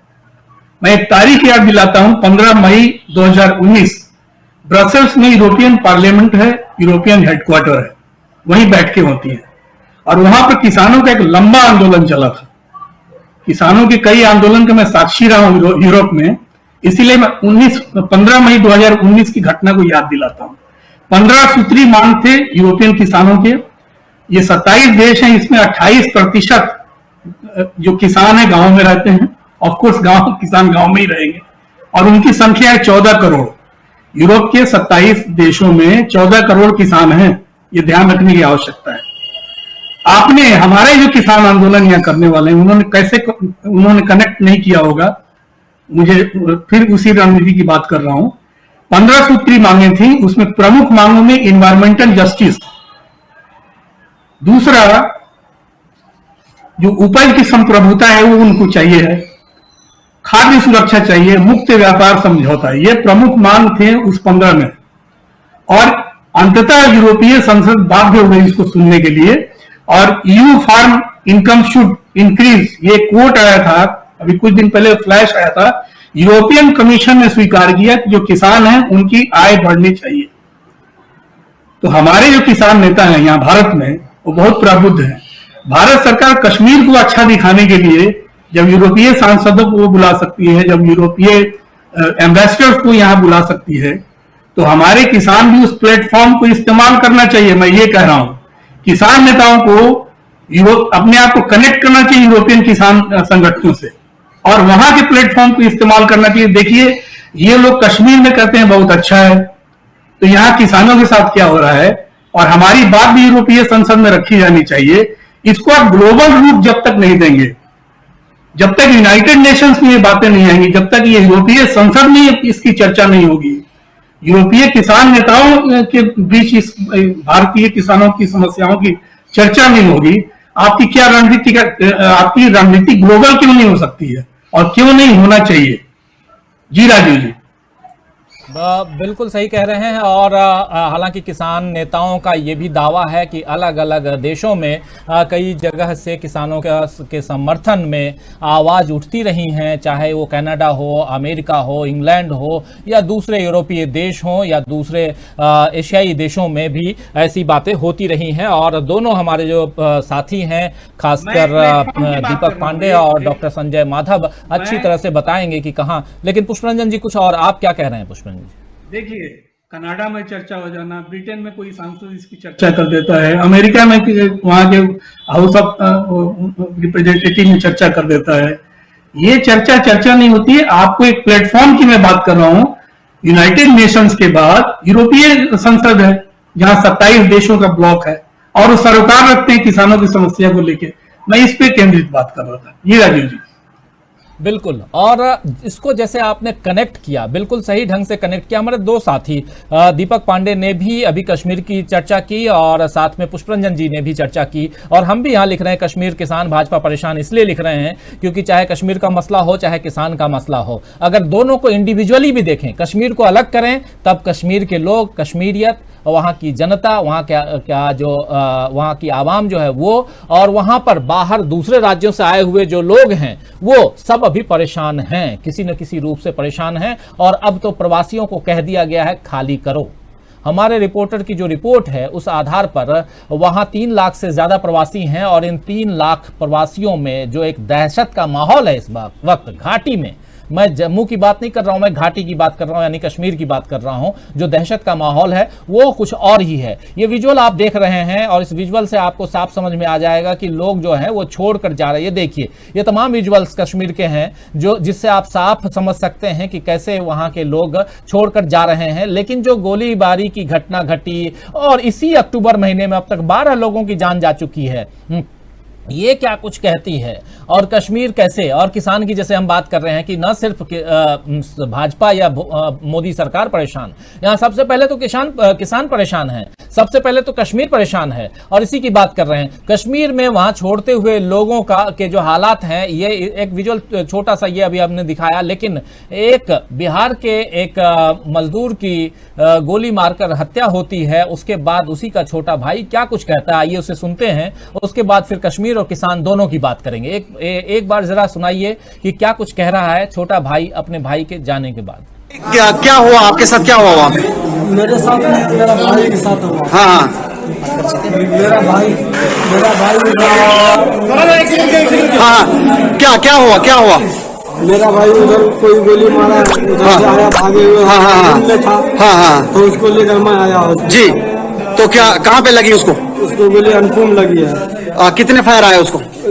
6। हाँ, आप कहाँ से हो? आप कहाँ रहते हो? मैं बिहार से। आप बिहार से हो? तो उसके बाद क्या हुआ वहाँ पे? उसके बाद मैं नहीं जानता हूँ। तो ये सुना आपने, और ये घटना, ऐसी घटना आम हो चुकी है। लेकिन इसके बाद कल रात को एक सर्कुलर जारी होता है, सोशल मीडिया पर काफ़ी वायरल होता है। इस सर्कुलर के बाद अलग अलग घाटी में खासकर और जम्मू में भी जो प्रवासी हैं वो पुलिस स्टेशन पहुंचते हैं। देखिए दहशत का कैसे आलम बनता है। जो मैं जनता परेशान की बात, यहाँ भाजपा परेशान छोड़ दीजिए, जनता आवाम कैसे परेशान है उसकी बात कर रहा हूँ। एक माहौल निर्मित होता है, लोग जाते हैं अलग अलग कैंप में, लेकिन उस कैंप में पहुंचने के बाद पुलिस मुख्यालय से ये खबर आती है कि ये जो सर्कुलर है ये फर्जी है। ये सर्कुलर देखिए आप, इसमें ये लिखा हुआ है सिग्नल फैक्स मैसेज। ये SSP PCR Kashmir for IGP Kashmir, इनका सिग्नेचर है, और इसमें लिखा हुआ है all non local labourers in your respective jurisdiction be brought to nearest police CAPF army establishment camp just now, matter is most urgent end। ये most urgent के नाम से ये जाता है, सिग्नेचर भी है और ये लॉग, ये सब कुछ लिखा हुआ है, डेटेड 17/10/2021। ये आप देख रहे हैं। लेकिन इसके बाद की स्थिति ये आती है कि लोग जब जाते हैं भाग करके तो उसके बाद कहा जाता है कि नहीं जी ये फर्जी है, और फर्जी कहने के बाद में जो अगर आपके पास कोई प्रवासी पहुंचा है, कोई मजदूर पहुंचा है, पुलिस वैसे ही छोड़ देती है, उसको उसके घर तक भी नहीं पहुंचाती है। तो ये अपने आप में अब वो वहां से मजदूर वापस आएगा कैसे, ऐसे ही दहशत में डरा हुआ है। और इसके बाद आप याद कीजिए 370 की बात हमारे चारों साथी लगभग अभी कर भी रहे थे और आगे भी करेंगे। 370 हटाने के बाद में स्थिति ये थी कि वहां से सबसे पहले तो जब नोटबंदी की गई तब कहा गया कि आतंकवाद खत्म हो जाएगा और कश्मीर को बिल्कुल अच्छे ढंग से वहां पर सुकून की जिंदगी वहां की आवाम को मिलेगी। उसके बाद में फिर आर्टिकल 370 हटाया गया, आर्टिकल 35 हटाया गया। तब भी ये दावा किया गया कि अब कश्मीर में कश्मीरियत के साथ साथ वहां पर जो आतंकवाद है वो खत्म होगा, और उसके साथ साथ कश्मीरियत आएगी, लौटेगी है भी, लेकिन आतंकवाद खत्म होगा और साथ साथ जो कश्मीरी पंडित हैं वो वापस आएंगे। लेकिन पिछले महीनों में क्या हुआ है ये आप सबके सामने है। और उसके अलावा ये जो घटना घट रही है, ये एक नाम में आपके यूनाइटेड लिबरेशन फ्रंट, इन्होंने जिम्मेदारी ली है और इन्होंने कहा है कि यहां से आप लोग चले जाइए। और 12 लोगों को अब तक ये लोग मार चुके हैं, 5 प्रवासियों की हत्या हुई है, कल 4 बिहारियों की हत्या हो गई, 2 लोकल मुस्लिम की हत्या हुई। ये तमाम बातें जो मैं हमारे जो संवाददाता की रिपोर्ट है उस आधार पर ही आपको मैं बता रहा हूं। और ये चीजें, इसके अलावा आप याद कीजिए मक्खनलाल बिंद्रू की हत्या हुई थी, कश्मीरी पंडित की, दवा कारोबारी हैं। तो ये सब कुछ, इसके बाद जो दावे हैं, और हमारे साथी दीपक पांडे जी अभी बता भी रहे थे। दीपक जी, थोड़ा कश्मीर के हालात के बारे में आपसे समझना चाहूंगा, और उसके साथ साथ किसान आंदोलन की जो लौ है वो वहां कहां तक पहुंची है ये भी समझना चाहूंगा। आप बहुत नजदीक से कश्मीर को भी देख रहे हैं, तो ये समझना चाहूंगा, चूंकि आपने कहा भी कि कई लोग थे और इस आंदोलन के दौरान कश्मीर से आए हुए कई लोगों से मैं भी टकराया था इन्हीं बॉर्डर्स पे, इसलिए भी समझना चाहूंगा कि आखिर आज जो हालात हैं उसमें और किसान आंदोलन को एक साथ पैरेलल रखते हुए आप क्या कहेंगे? देखिए, सबसे पहले तो बीजेपी गवर्नमेंट को ना मुद्दों से भटकाना बहुत अच्छे से आता है। जब शरीर पर एक छोटा सा घाव हो ना, उसके समानांतर एक बड़ा घाव कर दीजिए तो दिमाग डाइवर्ट हो जाएगा उसकी ओर, फिर उससे बड़ा घाव कर दीजिए। अभी तक बीजेपी का यही काम है, इसलिए इसका नाम मैं व्यापार जनता पार्टी देता हूं कि इसका काम ही है मुद्दों से डाइवर्ट कर देना। एक मुद्दा हल होता नहीं है तब तक दूसरा मुद्दा खड़ा कर देते हैं। मैं आपको लिए चलता हूं उस दौर में जब पीवी नरसिम्हा राव जी की सरकार थी 89-90 के टाइम पे। उस वक्त भी जम्मू कश्मीर के अंदर गठबंधन था भाजपा का, और तभी कश्मीरी पंडित मारे जा रहे थे, काटे जा रहे थे, लेकिन कोई एक्शन नहीं लिया जा रहा था। मतलब कि जब भी हिंदू वर्ग की राजनीति करने की बात आती है तो सबसे पहले पंडितों को मरवाया जाता है, और पंडितों को मरवाने के बाद उस पर एक पाखंड रचा जाता है धर्म के नाम पर लड़ाने का, पूरे देश को 2 वर्गों में बांटने का। जैसा कि आपने देखा होगा कि आजादी के पहले भी हिंदू महासभा और मुस्लिम लीगों ने 2 जगह स्थापना कर पाकिस्तान और हिंदुस्तान की रचना कर दी। आज भी ये चीज वहीं तक अप्लाई करते हैं। ये क्या कर रहे हैं कि किसी भी तरीके से औद्योगिक घरानों को फायदा देने के लिए पहले 370 हटाई, ना तो हमें प्लाट मिले ना किसी को उससे कोई मतलब 370 हटने से और रहने से। जम्मू कश्मीर भारत का अभिन्न अंग पहले भी था, आज भी है, इसमें कोई दो राय नहीं है। बात यह था कि वहां का कल्चर क्या कहता था, बात क्या कहती थी, कश्मीरी पंडितों के कंधे पे रखते फिर 370 हटाई गई, और आज भी 7 लाख कश्मीरी पंडित वहां से बाहर हैं, उन्हें बसाया नहीं गया। उनके नाम पर 2000 एकड़ जमीन भी नहीं निकली, जबकि 4000 एकड़ से ज्यादा औद्योगिक घरानों को वहां पर जमीन दे दी गई। मतलब कि ये साफ साफ बात है कि 370 का प्रावधान इसलिए किया गया जिससे कि वहां पर भी कॉरपोरेट को बसाया जा सके। मतलब ये सरकार पूरी तरह कॉरपोरेट जीवी है, जो ये चाहती है कि हर जगह कॉरपोरेट का बोलबाला हो। नहीं तो आप बताइए जरा, भाजपा के इतने अच्छे मंच, भाजपा के इतने अच्छे कार्यालय कहां से बन रहे हैं भाई? ये एक बाकायदा समझौता चल रहा है, एक ट्रैप है। इसको समझने की जरूरत है जनता को कि भाजपा किस तरीके से काम कर रही है। एक और वो काम कर रही है कि वो जनता को दिखा कुछ और रही है और दे कुछ और रही है। मतलब वैक्सीन का, जितनी वैक्सीन नहीं मिली, चूंकि मैं आऊंगा एग्जांपल है ये, जितनी वैक्सीन नहीं मिली उससे ज्यादा का उसके एडवर्टाइजमेंट पर खर्चा किया गया। लेकिन फ्री वैक्सीनेशन के नाम पर क्या हुआ, पेट्रोल डीजल को महंगा कर दिया गया और यह कहा गया कि पेट्रोल डीजल भाई कहीं ना कहीं से वैक्सीन फ्री तो मिलेगी। खैर, कश्मीर पर हम फिर लौटाएं, क्योंकि कश्मीर एक प्राकृतिक सौंदर्य स्थल है जिसको बिगाड़ने की शुरुआत हो चुकी है, ये सच्चाई है। और उसको बिगाड़ने के लिए किसी ना किसी तरीके से तो कॉर्पोरेट को बसाने के लिए ये सब चीजें करना लाजमी है और होंगी। ये बीजेपी के लिए आम बात है, क्योंकि उनको ऐसे ही राजनीति करना है। ये बताइए, एक सेकंड के लिए राम मंदिर पर चले चलिए, इसको मुद्दा किसने बनाया? बीजेपी ने। इसको हल कैसे कराया? सब जानते हो, सुप्रीम कोर्ट से दबाव डलवा के, गोगोई जी के द्वारा, जिन्हें राज्यसभा का पद दिया गया।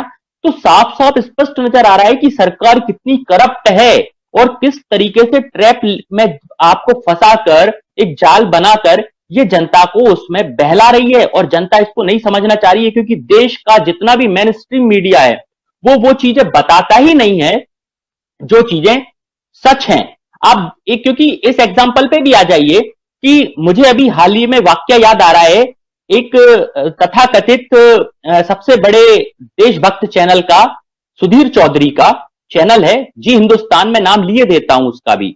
वो कहते हैं कि सावरकर ने अंग्रेजों को चकमा दी मांग के। अब बताइए ये क्या बात हुई, मतलब क्या चकमा दिया अंग्रेजों को, माफीनामा लिख के जेल से छूटने के लिए चकमा दिया। मतलब ये क्या बताना चाह रहे हैं कि सावरकर वीर ही थे मतलब, और शहीद भगत सिंह वीर नहीं थे।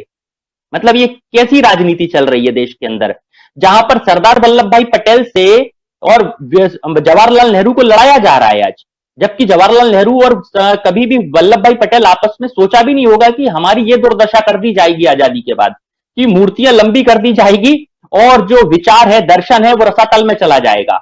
मतलब आज देश में दर्शन से ज्यादा प्रदर्शन की राजनीति चल रही है। और मैं फिर वापस उसी हिस्से पे आऊंगा। मैंने आपको एक लाइन में टैग करा कि कॉर्पोरेट को बसाने के लिए ये सारी कवायद करेंगे, और ये इसलिए कर रहे हैं, आप देखिए जम्मू कश्मीर से जब जब हिंसा के इश्यू होते हैं तो ये निकाल के देते हैं, क्यों? जिससे लोगों में दहशत फैले, और ये दहशत फैलाने के लिए सारे काम कर देते हैं। एक तरफ सेना के जवान को मरवाते हैं, दूसरी तरफ खेत में जी रहे किसान को मरवा रहे हैं। ये मतलब ये सरकार दुश्मन है किसान की और जवान की, इन्हें आपस में लड़ाती भी है, मरवाती भी है, और किसान का ही बेटा सेना में भी होता है। एक तरफ वो सीमा की रक्षा करता है, दूसरी तरफ खेत में वो फसल बोकर लोगों के पेट की आग बुझाता है। तो ये समझने की जरूरत है पूरे देश को कि बीजेपी व्यापार जनता पार्टी है, और इस पार्टी जो दीमक की तरीके से देश को खा रही है, इसको हटाने की जरूरत आ गई है। क्योंकि वापस से एक कंपनी हुआ करती थी जिसने देश में आकर सरकार बना ली, ईस्ट इंडिया कंपनी, और आज एक ऐसी सरकार है जिसने जो देश को सरदार वल्लभ भाई पटेल और जवाहरलाल नेहरू ने मिलकर राष्ट्रीयकरण किया था रियासतों का। आज इन्होंने उन्हीं चीजों को रियासतीकरण कर दिया गया। भाई किसी को रेलवे दे दिया, किसी को कुछ और दे दिया, कुल मिला के ज्यादा शब्दों में ना कह के सब चीजें प्राइवेटीकरण की ओर ले आए। मतलब वापस से इनने पूंजीवाद की स्थापना कर दी, जबकि देश समाजवाद को चाहता था, समाजवादी व्यवस्था को चाहता था, सब पे आय के स्रोत आता था। लेकिन इन्होंने इस लोकतंत्र को झटका देकर देश के मौलिक अधिकार छीन रहे हैं, और लोगों को ये बता रहे हैं कि आप देश के अंदर अपनी आवाज नहीं उठा सकते। जब बताइए इतने बड़े किसान आंदोलन को नहीं सुना जा रहा है, तो हम और आप किस जगह खड़े दिखाई देते हैं? हाशिए पर खड़े हैं हम लोग। तो अकेला व्यक्ति फिर कहते हैं ना क्या कर पाएगा, ये होपलेस करने वाली स्थिति ये लोग पैदा कर रहे हैं। इसलिए मैं बार बार वो बात कर रहा हूं, वापस से संजय माधव जी के उस बात पे भी आ रहा हूं कि डिप्लोमेटिक राजनीति नहीं हो सकती। अगर राजनीति भी करना है तो डू एंड डाई, आर या पार, दो कश्तियों में सवार नहीं हुआ जा सकता। या तो आप करिए और या मरिए, ये दो तरीके होते हैं। आजादी भी ऐसे ही आई थी और आंदोलन भी सफल ऐसे ही होगा। क्योंकि मैं देखिए, बिना लेनिन को पढ़िए या यूरोपियन कंट्रीज में जो इसके बाद फ्रांस में जो जिस तरीके से भी क्रांति हुई उसको पढ़िए। क्रांति हो या कोई भी काम हो, अगर हम आजादी के तरीके से देखें तो ये लड़ाई लंबी चलेगी। अच्छी बात है, मैं भी मानता हूं, मैंने भी ये आंदोलन जिया है, जाकर रुका हूं, भूख हड़तालें की है वहां पर, और आंदोलन में लगातार अपनी आवाज बुलंद की है। लेकिन हिस्ट्री के साथ साथ आधुनिकता को भी परखते हुए सफलता कैसे मिलेगी इस पर सोचना होगा, और सारे विपक्ष को एक पटल पर खड़े होकर देश की आवाम को यह हिम्मत बंधानी होगी कि हम आपके साथ हैं, आप बीजेपी को हटाइए। तो 100% सब हटाने तैयार है, क्योंकि क्या करना है ऐसी सरकार का जो देश को धर्म और जात के नाम पर बांटे दे रही है। मैंने ऐसा कभी नहीं देखा था कि देश को धर्म और जात के नाम पर बांट दिया जाएगा। आप देखिए क्या स्थिति लाकर खड़ी कर दी है कि हम इससे बाहर कुछ सोच ही नहीं पा रहे हैं। विकास के नाम पर शिक्षा, स्वास्थ्य, संरक्षण और रोजगार की बातें गुल हो गई हैं देश में से, इस पर कोई बात ही नहीं कर रहा है। यहां तो टोपी और चोटी पर बातें चलने लग गई हैं, यहां पर तो जात विशेष पर टिप्पणियां होने लग गई हैं। तो देश किस ओर जा रहा है और राजनीति कितने गंदे स्तर पर पहुंचती जा रही है, इसको समझना होगा। राजनीति के शुद्धिकरण के लिए अब व्यापार जनता पार्टी को हटाना होगा, और इसको हटाने के लिए किसान आंदोलन के संयुक्त मोर्चा को भी इस पर विचार करना होगा कि आंदोलन की दशा और दिशा क्या हो। चूंकि पुष्प रंजन जी ने एक बहुत अच्छी बात कही थी कि यूरोपियन कंट्रीज और जैसे यूरोप में जो किसान है या जो संगठन है जो 27 देशों का वो है, तो करना चाहिए उस पटल पे, क्योंकि कुछ नया तो करना पड़ेगा। इस तरीके से ट्रेंड रोको, ये करो वो करो, भाई मैं बहुत देख चुका था मार्च तक। तो प्लीज, मैं बहुत स्पष्टवादी व्यक्ति हूं, भगत सिंह से प्रभावित हूं, गांधी से भी प्रभावित हूं, नेताजी सुभाष चंद्र बोस और अंबेडकर जैसे लोगों से प्रभावित हूं। तो कुछ अलग करने की जरूरत है, समता मूलक समाज की स्थापना करने की भी जरूरत है। उस बीच में किसान आंदोलन हो या कश्मीर हो, यह मुद्दा तभी हल होगा जब किसान आंदोलन सफल होगा, और इस किसान आंदोलन की सफलता के लिए हमसे जो बन पड़ेगा वो हम भी करेंगे।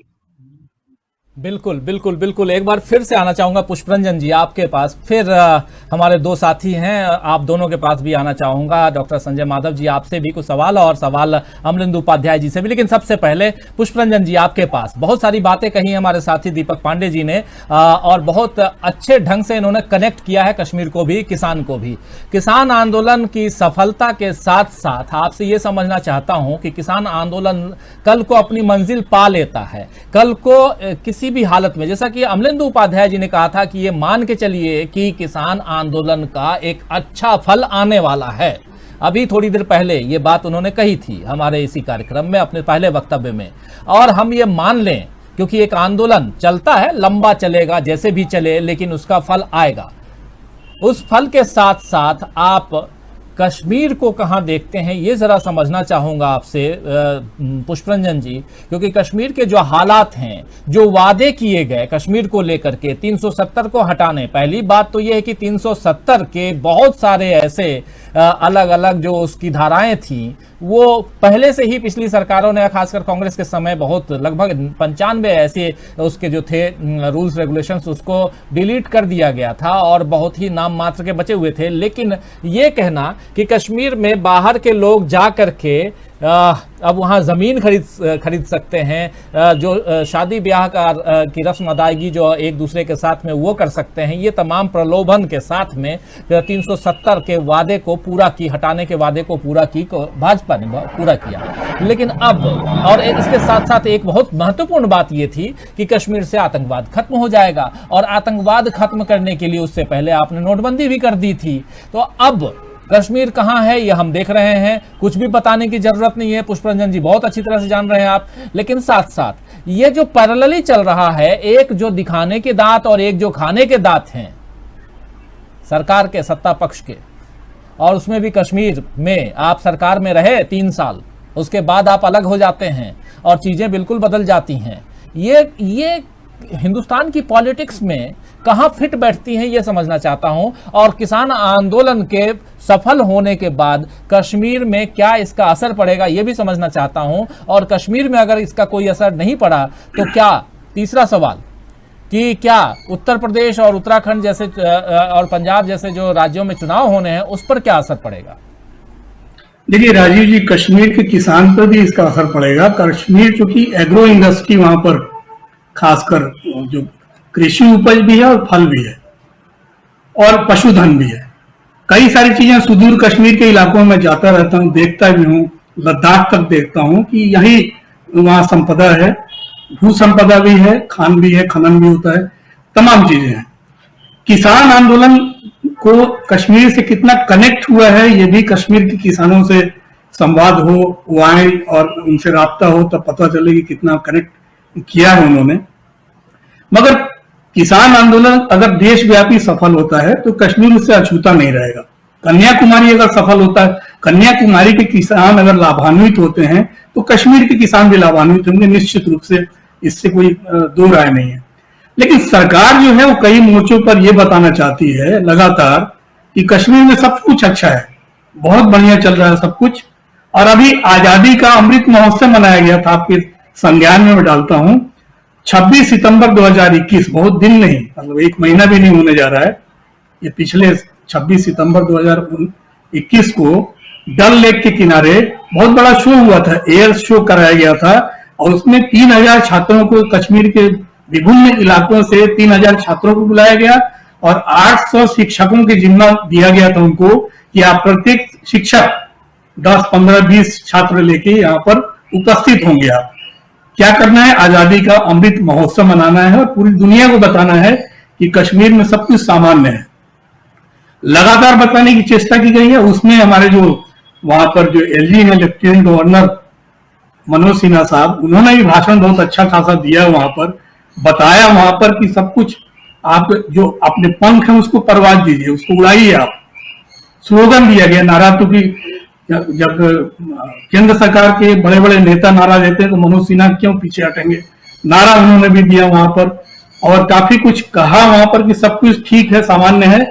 ये 2008 के बाद 13 साल पहले, मतलब 2008 में इस तरह की जब एयर शो हुआ था कश्मीर में, तब भी इतना ढोल धमाका नहीं हुआ था। लेकिन आज आजादी का अमृत महोत्सव मनाने के पीछे यही था, दुनिया को बताना। और उसके पीछे, उसके पहले जो मैंने 3 राउंड विदेशी जो यहाँ पर राजनयिक हैं, राजदूत हैं या नेता हैं यूरोपियन यूनियन, उनको बुलाना, ये सब कुछ एक दूसरे से कनेक्ट करती हैं कि यहाँ पर सब कुछ ठीक है कश्मीर में। मनोज सिन्हा क्योंकि बहुत लो प्रोफाइल के नेता अपने जमाने में रहे हैं, गाजीपुर की उनकी जन्मभूमि रही है, कर्मभूमि वो इलाका रहा है। मनोज सिन्हा का वहां आना और उनका वहां पर एलजी बनना, और उसके बाद जो आज की तारीख में जो किलिंग हो रही है वो कहीं ना कहीं एक दूसरे से कनेक्ट कर रही है। जिस तरह से यूपी और बिहार के लोग वहां पर लगातार मारे जा रहे हैं, टारगेट किलिंग जिसको हम कह सकते हैं, वो हो रही है। उसके पीछे मनोज सिन्हा को ये दिखाना, बताना भी है अतिवादियों को कि देखो हम तुम्हारे ही लोगों को मारेंगे वहां पर। और ये जो विजुअल्स आपने दिखाया है वो सच है, अपने आप वहां से लोग पलायन कर रहे हैं, लेकिन सब लोग इधर मैदानी इलाके में नहीं भाग रहे हैं, कुछ कारगिल की तरफ, कुछ वहां पर लेह की तरफ भी जा रहे हैं। वहां पर क्योंकि काफी इंडस्ट्री वगैरह सब कुछ चल रहा है। और भारत सरकार ने क्या किया है, उनके कॉमर्स मिनिस्ट्री को मैं अभी आज ही सुबह बातचीत थोड़ी सी कुछ डाटा वगैरह मैं ले रहा था, 53 इंडस्ट्रियल स्टेट वहां पर बनाए गए हैं कश्मीर में। भारत सरकार के कॉमर्स मिनिस्ट्री के अनुसार 53 इंडस्ट्रियल स्टेट हैं और 32,226 लघु उद्योग के यूनिट्स वहां पर शुरू किए गए हैं। मतलब टोटल, पहले से भी सरकारें चला रही थी, सब मिलावला के, पिछली सरकारों का श्रेय भी अपना आदतन ले लेते हैं। तो कुल मिलाकर 32,226 लघु उद्योग यूनिट चल रहे हैं और उसमें 793 मिलियन डॉलर का निवेश है। भारतीय मुद्रा में कन्वर्ट कर लीजिएगा, उस समय नहीं मिल पाया था। मगर इससे वहां पर लहलाना, वहां पर बहुत इंडस्ट्री की हालत या व्यापार बहुत अच्छा नहीं चल रहा है। अभी भी वहां जो इंडस्ट्री जो लोग चला रहे हैं, श्रीनगर में खासकर जो वहां पर जो संगठन है, व्यापार संगठन, वो भी कह रहे हैं कि वहां व्यापार चलाना अगर ठीक से, तो अभी भी हमें 4 बिलियन डॉलर का इन्वेस्ट चाहिए। जब तक 4 अरब डॉलर कश्मीर में नहीं लगाया जाता है, बाहर के इंडस्ट्रियल स्टेक लगाएं या यहाँ के जो बड़े बड़े हमारे जो टाइप लोग हैं वो लगाएं, तब शायद कश्मीर में व्यापार की गतिविधियां बढ़ सकती हैं। मगर वहां बिल्ली के गले में घंटी बांधे रखो। और दूसरा, ये जो किलिंग हो रही है, इसके पीछे कहीं ना कहीं भारत सरकार के जो प्रोपेगेंडा मशीनरी है, जो बार बार ये कहते हैं कि सब कुछ सामान्य हो गया है और आजादी का अमृत महोत्सव मनाओ, कल को कुछ और भी महोत्सव मनाएंगे लगातार, ये उसका जवाब भी मुझे लगता है मिलिटेंट्स का एक लॉबी तो वहां है। अब आप उससे पाकिस्तान से जोड़िए या जहां से भी जोड़िए, राष्ट्रीय सुरक्षा सलाहकार वहां जाके अपने फोटो खिंचवा सकते हैं कि सब कुछ चीज देखिए सामान्य है।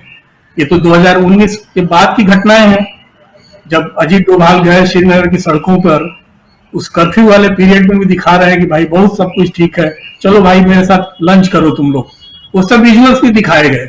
मगर आज की तारीख में जो लगातार किलिंग हो रही है, ये कहीं ना कहीं सवाल सरकार के उस पूरे के पूरे मशीनरी पर, पूरे सिस्टम पर, और स्वयं इनका जो राज्यपाल है मेघालय में बैठा हुआ, जो कश्मीर में कभी था, वो भी उठा रहा है सवाल कि हम होते तो नहीं होता ऐसा। केंद्र सरकार भी निकम्मी है और अभी जो वहां पर राज्यपाल है वो भी निकम्मा है। ये तो बहुत विमर्श की बात है अपने आप में, राजीव जी। बिल्कुल, ये विमर्श की बात है। और कश्मीर को लेकर के जो भी चर्चा की जाए आज की तारीख में, अभी जो भी चर्चा हम कर रहे हैं, ये कम है, बहुत कुछ है। और इसकी परतें अगर खोलेंगे तो बहुत सारी बातें निकल कर आएंगी सामने। हम कश्मीर की बात कर रहे हैं और किसान की बात कर रहे हैं। किसान आंदोलन अगर सफल हो जाता है या असफल रहता है, अगले 3 महीने की ही बात कर रहा हूं अमलेंदु जी, ये अगले 3 महीने में किसान आंदोलन का रुख कहां होगा, क्या होगा, अभी अपने को नहीं पता। लेकिन इन 3 महीनों में जो पॉलिटिकल सिनेरियो है वो किस दिशा में आप देखते चाहते हैं, ये जरा समझने की कोशिश करूंगा जल्दी से, और उसके बाद सीधे आखिरी सवाल के साथ आना चाहूंगा डॉक्टर संजय माधव आपके पास, क्योंकि अब समय भी खत्म हो चुका है और आप लोगों का आधा घंटा से ज्यादा का वक्त मैं ले चुका हूं, पहले 1 घंटा तो जा ही चुका है। अमलेंदु जी। देखिए राजीव जी, किसान आंदोलन का क्या होगा क्या नहीं होगा इसके बारे में कोई भविष्यवाणी मुझे लगता है कि मैं भी नहीं कर सकता, कोई भी नहीं कर सकता, और स्वयं मुझे लगता है कि किसान नेता भी अभी नहीं कर सकते और सरकार भी नहीं कर सकती। मतलब ये भविष्यवाणी अभी कोई नहीं कर सकता है कि इसका भविष्य क्या होगा, ये कहाँ आगे खत्म होगा, क्या होगा। लेकिन जो किसान आंदोलन ने काम किया है, जो देखने की आवश्यकता है कि किसान आंदोलन ने कम से कम उत्तर प्रदेश में भारतीय जनता पार्टी के एजेंडे थे उनकी हवा निकाल दी है। इससे कोई भी आज दो राय नहीं है और कोई इनकार नहीं कर सकता। भारतीय जनता पार्टी का मुसलमान पाकिस्तान तालिबान जो है वो चल नहीं पा रहा है, अभी तक तो नहीं चल रहा है। और ये एक इकलौता श्रेय जो है इस किसान आंदोलन के किसी राजनीतिक दल को नहीं। बहुत साफ सी बात, राजनीतिक दल लगातार जो है भारतीय जनता पार्टी की पिच पे खेलने का काम कर रहे हैं और उन्हीं मुद्दों को उलझने की कोशिश कर रहे हैं जिनमें भारतीय जनता पार्टी उलझाना चाहती है। और किसान आंदोलन बार बार जो है भारतीय जनता पार्टी को खींच करके जो है वो अपने मुद्दों को ले आता है, वो मुद्दे जो है वो बन जाते हैं, वो मुद्दे बने हुए हैं। तो ये इस किसान आंदोलन की एक बड़ी भूमिका है और मुझे लगता है कि किसान आंदोलन सफल हो या विफल हो, लेकिन भारतीय जनता पार्टी के लिए उसने एक बड़ी मुसीबत जो है वो कम से कम उत्तर प्रदेश में खड़ी कर दी है। और उत्तर प्रदेश में भारतीय जनता पार्टी का बहुत कुछ जो है वो दांव पे लगा हुआ है। भले ही योगी जी और मोदी जी के बीच में जो है वो वैमनस्यता बढ़ रही हो और जैसे जैसे चुनाव आएगा वैसे वैसे बढ़ेगी, इसके बावजूद जो मोदी जी ये तो चाहेंगे कि भारतीय जनता पार्टी की वहां जो है वो योगी जी के नेतृत्व में सरकार नहीं बने, पर ये नहीं चाहेंगे कि भारतीय जनता पार्टी की सरकार ना बने। तो किस तरीके से वो इसको डील करेंगे, तो ये संकट जो है योगी जी के सामने भी है, मोदी जी के भी सामने है। तो ऊपर से भले ही दिखाने की कोशिश की जाए कि किसान आंदोलन जो है वो भटक गया है, वो हिंसा के रास्ते पे जा रहा है, उसका कोई महत्व नहीं रह गया है, वो जनता के लिए मुसीबतें खड़ी कर रहा है, ये कुछ भी बातें की जाए, लेकिन भारतीय जनता पार्टी के अंदर जो है जबरदस्त तरीके की बेचैनी इस किसान आंदोलन को लेकर के है। और मैं फिर कहूंगा कि किसान आंदोलन ने भारतीय जनता पार्टी को नाक पकड़ के जो रगड़वाने की स्थिति वो पैदा कर दी है कि जनता के मुद्दों पर लौटो, कि तुम्हारा तालिबान पाकिस्तान मुसलमान जो ये चलने वाला नहीं है। आज की स्थिति यही है, कल को भारतीय जनता पार्टी इन विपक्षी दलों की मेहरबानी से ही अगर अपने एजेंडे पे कामयाब हो जाए वो बात अलग की है। ये किसान आंदोलन ने इसको मजबूर कर दिया। जी राजीव जी। डॉक्टर संजय माधव जी, किसानों का हौसला कितना बुलंद है ये समझना चाहूँगा, आखिरी सवाल है, लेकिन हौसला बुलंद इसलिए कह रहा हूँ क्योंकि 11 महीने का वक्त बीतने को चला है और आने वाले समय में अगर आपकी मांगों को नहीं माना जाता है और जैसा आप लोग कह रहे हैं कि 2024 तक भी बैठेंगे और ज़रूरत पड़ी तो उसके बाद भी बैठेंगे, तो आखिर ये हौसला आगे बरकरार कैसे रहेगा ये समझना चाहता हूँ आपसे। राजीव जी, किसानों का हौसला निश्चित रूप से बुलंद है। पूरा होशो आवाज के साथ किसान आंदोलन चल रहा है। जैसे जैसे सरकार अपनी रणनीति चेंज कर रही है, किसान आंदोलन भी अपनी रणनीति चेंज कर रहा है। जो सुझाव दिया साथी अपने रंजन साहब ने, जो यूरोपीय यूनियन या विदेशी जो किसान आंदोलन के साथ संपर्क की बात है, वो भी प्रयास जो है किसान आंदोलन की तरफ से किए जा रहे हैं। बीच में एक बार ब्रिटिश प्रधानमंत्री आने वाले थे जॉनसन, उस समय भी उनको रोकने के अंदर भी बड़ी भूमिका उस समय किसान आंदोलन के संपर्कों की रही। आगे भी ये जो भी सुझाव हमें किसान आंदोलन को साथी जो भी बुद्धिजीवी साथियों की तरफ से, शुभचिंतकों की तरफ से जो सुझाव आ रहे हैं, उन्हें किसान आंदोलन बहुत ही गौर से सुन रहा है, समझ रहा है और जो भी गलतियां हमसे हो रही है गलतियों से भी सीख रहा है। और निश्चित रूप से जैसे जैसे आगे आंदोलन बढ़ेगा नई रणनीतियां भी अपनाई जाएंगी। और ये जरूर है कि ये आंदोलन काफी हद तक तो कामयाब हो चुका है। जैसा अभी साथी अमलेंदु जी ने बताया कि बहुत सी चीजें इस आंदोलन ने ऑलरेडी हासिल कर ली है। मांगों की बात नहीं है, ये 3 कानून तो ऑलरेडी अकाल मृत्यु को प्राप्त हो चुके हैं। ये ना तो इस सरकार की लागू करने की हिम्मत है और ना आगे कोई सरकार जो आएगी वो इन कानूनों को लागू करने की हिम्मत जुटा पाएगी, मुझे लगता नहीं है जुटा पाएगी। और बाकी इसके अलावा भी बहुत कुछ इस आंदोलन ने हासिल किया है। इस आंदोलन ने हमारा जो आपसी भाईचारा है उसको कायम किया है। जो पश्चिम उत्तर प्रदेश में जो आरएसएस की प्रयोगशाला उन्होंने बनाया, उस दूरी को मिटाने का काम किया है। इस आंदोलन ने मैंने पहले भी कहा, किसान मजदूर के बीच में जो दूरियां आती है उसको मिटाने का काम किया है। और भी ये आंदोलन निरंतर ब्रॉड हो रहा है। पहले कभी भी किसान आंदोलन को इस प्रकार का बुद्धिजीवियों का समर्थन, मध्यम वर्ग का समर्थन प्राप्त नहीं हुआ था। शहरी वर्ग के लोग, हम मोर्चे में जब रहते हैं, भाई दीपक भी बता रहे हैं मोर्चे में रहे हैं, जिस प्रकार से दिल्ली से, मुंबई से, विदेशों से हमारे भाई किसानों के बच्चे टीचर, डॉक्टर, इंजीनियर्स, वो मोर्चे में आकर के अपनी खून पसीने की कमाई से योगदान जिस प्रकार से दे रहे हैं, अद्भुत है, अकल्पनीय है। इतना बड़ा आंदोलन, जितना बड़ा खर्चा इस आंदोलन में है, जिस प्रकार से लोगों को वहां पर रोजी रोटी खाना खा रहे हैं लोग, उनको खाना वो कहां से आ रहा है? हकीकत में ये भाजपा वालों का दिमाग खराब हो गया, कुछ भी कहें, लेकिन ये हमारे बच्चे जो हमारे समर्थक हैं, जो शहरी वर्ग के जो लोग हैं, वो दिल्ली से छाता, जो कुछ भी आपको जरूरत है वो पूछते लोग क्या चाहिए मोर्चे पर। तो ये अद्भुत है। इस आंदोलन ने एक ऐसी एकता कायम की है इस देश के अंदर, जो आजादी के आंदोलन के दौरान जो एकता बनी थी, उसी प्रकार का इस आंदोलन ने भी एक अद्भुत जनता को जोड़ने का काम किया है। और जैसे मेरा विश्वास है, किसान आंदोलन का विश्वास है कि जैसे जैसे ये आंदोलन आगे बढ़ेगा, और ज्यादा ये जो कनेक्टिविटी बढ़ेगी, देश की जनता के अंदर भी बढ़ेगी, पूरब से पश्चिम तक, उत्तर से दक्षिण तक ये आंदोलन धीरे धीरे फैल रहा है। इसके बहुत सारे आयाम हैं।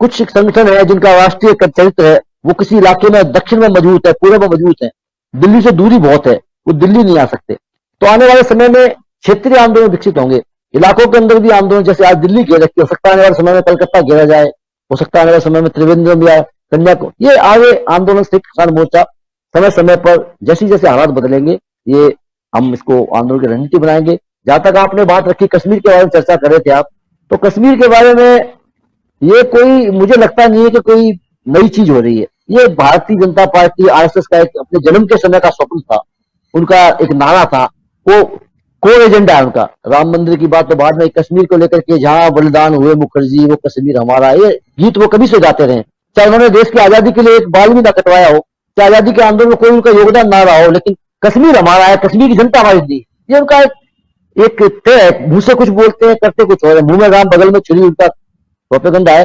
बेसिकली बहुराष्ट्रीय कंपनियों के दलाल हैं, उनके एजेंडे में काम करने वाले लोग हैं, उनके हाथों में खेलने वाले लोग हैं। आजादी से पहले भी उनका ये चरित्र था। आजादी से पहले वो ब्रिटिश ईस्ट इंडिया कंपनी और राजे महाराजाओं के लिए काम करते थे, और आज भी वो वही काम कर रहे हैं। जो साथी दीपक ने सही कहा, मैं उसका समर्थन करता हूं, आज भी वो भूमिका निभा रहे हैं। कश्मीर को उन्होंने बर्बाद कर दिया है, सिर्फ अपने झूठे सपनों के लिए कश्मीर के साथ खेल रहे हैं। कश्मीर की जनता के बिना कोई कश्मीर हमारा नहीं हो सकता है। कश्मीर की जनता हमारी होगी तो कश्मीर हमारा है, राजस्थान की जनता हमारी होगी तो राजस्थान हमारा है। ये समझ भाजपा को आती तो होगी, लेकिन उसको स्वीकार करने को तैयार नहीं। वो सिर्फ एक तस्वीर में भारत को देखते हैं, भारत माता की फोटो में भारत देखते हैं। भारत माता भारत की तस्वीर नहीं है, भारत माता भारत के अंदर 125 करोड़ इंसानों के अंदर भारत है। इस बात को नरेंद्र मोदी कहते थे, सबका साथ सबका विकास, लेकिन इसका उनका विश्वास नहीं है। ये उनका दोगलापना है, हर बात में दोगलापना है उनके, हर बात में, हर नीति में उनके। आपने कहा उन्होंने नोटबंदी की, आतंकवाद, हर चीज में झूठ है। जो कुछ भी वो बोलते हैं, जो कुछ भी वो करते हैं, उसकी कथनी और करनी में जमीन आसमान का अंतर। ये सबसे बड़ी विडंबना है इस देश की। ऐसे लोग आज देश की सत्ता पर काबिज हो गए हैं, जो ना लोकतंत्र की भाषा समझते हैं, ना संविधान को समझते हैं, ना देश को समझते हैं। ना वो कहते हैं एक भाषा, जो देश विभिन्नता का गुलदस्ता है, जिस देश में एक भाषा हो ही नहीं सकती, एक संस्कृति हो ही नहीं सकती। ये कितना विशाल देश जो बना आजादी के संघर्ष के दौरान, उस देश को नहीं समझा उन्होंने, उस हिंदुस्तान को समझते ही नहीं हो। इसलिए वो उनसे बारे में, उनसे जितना जल्दी मुक्ति मिल जाए। लेकिन भाई संदीप, दीपक कह रहे थे, वो मुक्ति मेरे और आपके हाथ में नहीं है, वो मुक्ति देश की जनता के हाथ में है। ये आंदोलन, ऐसे पता नहीं कितने आंदोलन करने पड़ेंगे जब तक देश की जनता नहीं समझेगी इस बात को। इच्छा तो मेरी भी है, आपकी भी है। आपने कहा गांधी को पढ़ता हूं, भगत सिंह को पढ़ता हूं, हम भी पढ़ते हैं, लेनिन को पढ़ते हैं, लेकिन असली बात है उस जनता, जो देश की आम आवाम है, उसके दिमागों से भूत उतरे। ये जो संसदीय लोकतंत्र में जो भ्रष्टाचार है, चोरी डकैती है, और ये मोदी और उनका जादू है, हमें वो काम हम कर रहे हैं। ये किसान आंदोलन उस काम को बखूबी कर रहा है। मुझे विश्वास है आने वाले समय में पूरे देश का किसान आंदोलन मिलकर के इसमें कामयाब होगा। देश की जनता जागेगी और एक नई क्रांति की बुनियाद इस देश में तैयार होगी, जिसमें हमारे किसानों के, मजदूरों के जो हक हैं वो सुरक्षित होंगे, हमारी लड़ाई कामयाब हो। इसी उम्मीद के साथ में हम ईमानदारी से लगे हुए हैं। भाई दीपक से मैं निवेदन करूंगा कि आप वापस मोर्चे में लौट के आइए। मोर्चों पर आपकी जरूरत है, आप जैसे नौजवानों की आवश्यकता है, और अमलेंदु जैसे और रंजन साहब जैसे बुद्धिजीवी, आपके सुझावों की बहुत आवश्यकता है। हम आपके सुझावों को, आंदोलन बहुत गौर से सुनता है, बहुत ही गौर से उन पर चिंतन करता है, उनसे सीखता है, और इसके आधार पर हम लगातार अपनी रणनीति में बदलाव करेंगे। आपका बहुत बहुत धन्यवाद, आपने मुझे अपने इस मंच पर आकर के अपनी बात रखने का मौका दिया। आपका बहुत बहुत शुक्रिया। बहुत शुक्रिया आपको भी डॉक्टर संजय माधव जी कि आपने ये लगातार 1.5 घंटे तक आप बैठे रहे और आपने इस चर्चा में भाग लिया। और शुक्रिया साथी हमारे दीपक पांडे जी, लगातार हमारे इस आंदोलन के दौरान जब मैं लाइव रिपोर्टिंग कर रहा था तो हमारे साथ कई बार टकराए, कई बार मिले उसी आंदोलन जगहों, मतलब आंदोलन के क्षेत्र पे, चाहे वो गाजीपुर बॉर्डर हो, चाहे टीकरी बॉर्डर हो, चाहे सिंगू बॉर्डर हो। और लगातार 4 महीने तक, जब तक कि फिर से दूसरी लहर नहीं आ गई, तब तक हमारी मुलाकात दीपक पांडे जी से होती रहती थी और ये वहीं पाए जाते थे, वहीं मिलते थे। और आज ये झज्जर में शायद हैं और वहां से इनको जोड़ा हुआ हूं। और साथ में हमारे साथी संजय माधव जी राजस्थान से जुड़े हुए हैं हमारे साथ, और 2 साथी हमारे जो हैं, एक ग्रेटर नोएडा से जुड़े हुए हैं अमलेंदु उपाध्याय जी, और दिल्ली से जुड़े हुए हैं पुष्परंजन जी। तो आप चारों साथियों को एक बार फिर से तहे दिल से शुक्रिया अदा करता हूं कि आप लोग जुड़े रहे इस कार्यक्रम में। और बहुत सारे साथी लगातार आप लोगों को लेकर के भी, आपकी बातों को, आपके विचारों को लेकर के भी लगातार कमेंट कर रहे हैं और आपकी बातें उन्हें पसंद आ रही हैं। ये सब चूंकि एक लंबा प्रोग्राम हो गया, एक बार बीच में एक ब्रेक लेना पड़ा, लेकिन उसके बाद चूंकि 2 मसला ऐसा था, कश्मीर भी और किसान भी, और दोनों की कनेक्टिविटी एक दूसरे से और साथ में पॉलिटिक्स, तो ये एक बड़ी बात हो जाती है और वो आधे घंटे 1 घंटे में संभव नहीं हो पाता। इसलिए 1.5 घंटे का वक्त आप लोगों से लिया। हमारे साथी जावेद इकबाल जी हमारे साथ लगातार जुड़े रहे, असलम चिश्ती जी जुड़े रहे, नंद किशोर सिरपुरकर लगातार जुड़े रहे। और जावेद जी ने एक अच्छी बात बोली थी कि सब्सक्राइबर और ज्वाइन बटन के बारे में जरूर बताइए। मैं आपको बता दूं कि सब्सक्राइबर बटन जो है वो अगर आप दबाएंगे तो आप हमारे चैनल के सब्सक्राइबर बन जाएंगे। आपको सिर्फ सब्सक्राइबर बटन दबाना है। उससे होता यह है कि जो भी प्रोग्राम हमारा आ रहा है उसकी जानकारी आप तक पहुंच जाती है। और ज्वाइन बटन जो है वो ऐसा है कि उससे आप हमारे मेंबर बन जाते हैं और बहुत ज़्यादा उसमें पैसा नहीं देना होता है। 49 रुपये है एक मिनिमम अमाउंट। उसके बाद जो सिल्वर है, ग्रीन है और गोल्ड बटन है, सिल्वर, गोल्ड और तीसरा बटन जो है वो डायमंड बटन है, तो ये प्लेटिनम बटन है। तो ये तीनों में आप देखेंगे, अगर ज्वाइन बटन में जाएंगे तो वो आपको समझ में आ जाएगा। तो वो ऐच्छिक है, लेकिन एक चैनल को जो आर्थिक मदद थोड़ी बहुत आपसे मिल सकती है वो ज्वाइन बटन दबाने के बाद मिल सकती है। या आप जो हम कमेंट करते हैं, कमेंट बॉक्स के जरिए भी आप लोग अगर कुछ डोनेट करना चाहते हैं, अपने कमेंट को हाईलाइट करवाना चाहते हैं, तो ये सब प्रोसेस है। और यहाँ पे आप अच्छी तरह से जो साथी हमारे साथ लगातार जुड़ते हैं वो जानते हैं। और रही बात जहां तक आज की तारीख में, आप जानते हैं कि परिस्थितियां, आर्थिक परिस्थितियां हमारी ही नहीं सबकी खराब है। और हम और आप मिलकर के इन आर्थिक परिस्थितियों को बेहतर करने से पहले हम और आप एक बेहतर दुनिया बनाने की कोशिश करें तो हम और आप अच्छे हो जाएंगे। किसान आंदोलन भी उसका एक जरिया है। और किसान आंदोलन में एक अच्छी बात यही आई है कि किसानों के बीच में जो सबसे आखिरी सवाल मैं पूछा था अभी डॉक्टर संजय माधव जी से, यही कि किसानों में जो हौसला है वो इतना पक्का है, इतना दुरुस्त, इतना मजबूत है कि ये कहते हैं कि 2024 तक, 2020 की बात छोड़ दो, 2021 की बात छोड़ दो, 22-23 की बात छोड़ दो, हम तो 24 के लोकसभा चुनाव तक बैठने के लिए तैयार हैं। आप समझ सकते हैं कि ये हौसला कहां से आया। अगर आप में से जो साथी अलग अलग जगहों पर, और अगर नहीं तो दिल्ली आइए और बॉर्डर पर देखिए, जो चाहे वो टिकरी बॉर्डर हो, सिंगू बॉर्डर हो, चाहे गाजीपुर बॉर्डर है, वहां पर आप जाकर देखिए कि वो हौसला कैसे है। लोग भले जो भी कहें कि वहां एसी लगाकर किसान बैठे हुए हैं, तो वहां पंखे चल रहे हैं, वहां पर लंगर चल रहे हैं, जो भी है, लेकिन भाई आप घर से बाहर हैं। घर से बाहर आप कितने दिन 5 स्टार होटल में बैठ करके भी कितने दिन रहेंगे? एक दिन आपको घर पुकारेगा। और वही चीज है, उसके बाद भी अपनी मांगों को लेकर के एक और अच्छी बात बता रहा हूं इसमें, और उसके बाद आप लोगों से विदा लूंगा। वो अच्छी बात यह है कि किसानों के इस आंदोलन से इतना तो सही तय हो गया है कि ये जो कानून आए हैं वो कानून अभी मृत प्राय है, यानी शिथिल है, खत्म है। और उस कानून के लिए जो तीनों कानून हैं जिसको खत्म करवाना चाहते हैं किसान, वो मान के चलिए कि 99% खत्म हो चुके हैं वो तीनों कानून। इसीलिए वो तीनों कानून अभी तक लागू नहीं हैं। एक तरफ सुप्रीम कोर्ट ने भी उसे डाल रखा है ठंडे बस्ते में, और दूसरी तरफ से सरकार ने भी डाल रखा है। बस सरकार की तरफ से नोटिफिकेशन जारी करने का इंतजार है किसानों को और कहे कि हम उन तीनों कानूनों को रद्द करते हैं, रद्दी की टोकरी में डालते हैं। यही एक मांग और इसको लेकर के किसान अड़े हुए हैं। तो एक आंदोलन होता है, जैसे आजादी का आंदोलन लंबा चला, आप समझिए 1857 से लेकर 1947 तक, कितना लंबा, यानी 90 साल का आजादी का आंदोलन। तो 4 साल का किसान अपने आंदोलन के लिए नहीं लड़ सकते? और अगर किसान लड़ सकते हैं तो हम और आप अलग अलग चीजों के लिए, देश की बेहतरी के लिए नहीं लड़ सकते? तो यही है, हम और आप आइए एक बेहतर दुनिया बनाने की कोशिश करें। आप लोग जुड़ते हैं, आप लोग तारीफ करते हैं, आप लोग अच्छी बातें हमारे लिए लिखते हैं, ये हमें बहुत ज्यादा हमारे हौसला को और मजबूत करता है। और इस हौसले की मजबूती के लिए आप तमाम दोस्तों से एक गुजारिश हमेशा करता हूं, आज फिर से कर रहा हूं, कि हमारे इस प्रोग्राम को ज्यादा से ज्यादा लोगों के बीच में फैलाइए, ज्यादा से ज्यादा लोग जुड़ें, अपनी बातों को, अपने विचारों को रखें। और आपके विचार, भले मैं उस कमेंट को, आप लोगों के कमेंट को नहीं पढ़ पाता हूं कई बार, जैसे आज नहीं पढ़ पाया, बहुत कब शुरुआती दौर में लिया, लेकिन उसके बाद से चूंकि 2 मामला था इसलिए देर हो गई और नहीं पढ़ पाया। लेकिन इतना तय है कि आपकी बातें भी देश दुनिया तक लिखित रूप में पहुंचती हैं और वो भी कहीं न कहीं मायने रखती हैं। तो इसलिए आप हमारे साथ जुड़ते हैं और अच्छी बात ये लगती है कि इस प्रोग्राम के जरिए आप अपनी बातों को, अपनी दिली इच्छा जो आपकी होती है उसको देश दुनिया तक पहुंचाते हैं। इससे बेहतर और कुछ नहीं हो सकता। इसलिए आप को एक बार फिर से धन्यवाद देता हूं, शुक्रिया अदा करता हूं कि आप लोग जुड़ते हैं और बहुत ही इत्मीनान के साथ अपने तमाम महत्वपूर्ण इंपॉर्टेंट कामों को छोड़ करके इस कार्यक्रम को देखते हैं। इसके लिए और शाम को 7 बजे का समय मैं जानता हूं कि कितना मुश्किल होता है समय निकालना। 8 बजे 9 बजे के बाद तो समय ज्यादा रहता है लोगों के पास, खाना पीना खा लिया, बैठ करके बातें सुन रहे हैं, टेलीविजन देख रहे हैं। लेकिन 7 बजे का समय मैं समझता हूं कि आप लोगों के लिए ज्यादा मुफीद नहीं है, फिर भी आप लोग जुड़ते हैं। इससे बेहतर मेरे लिए और क्या हो सकता है? यही आप लोगों का प्यार जो है वो बहुत मुझे जो है हौसला अफजाई करता है। तो दोस्तों, आज आप लोगों से विदा चाहूंगा।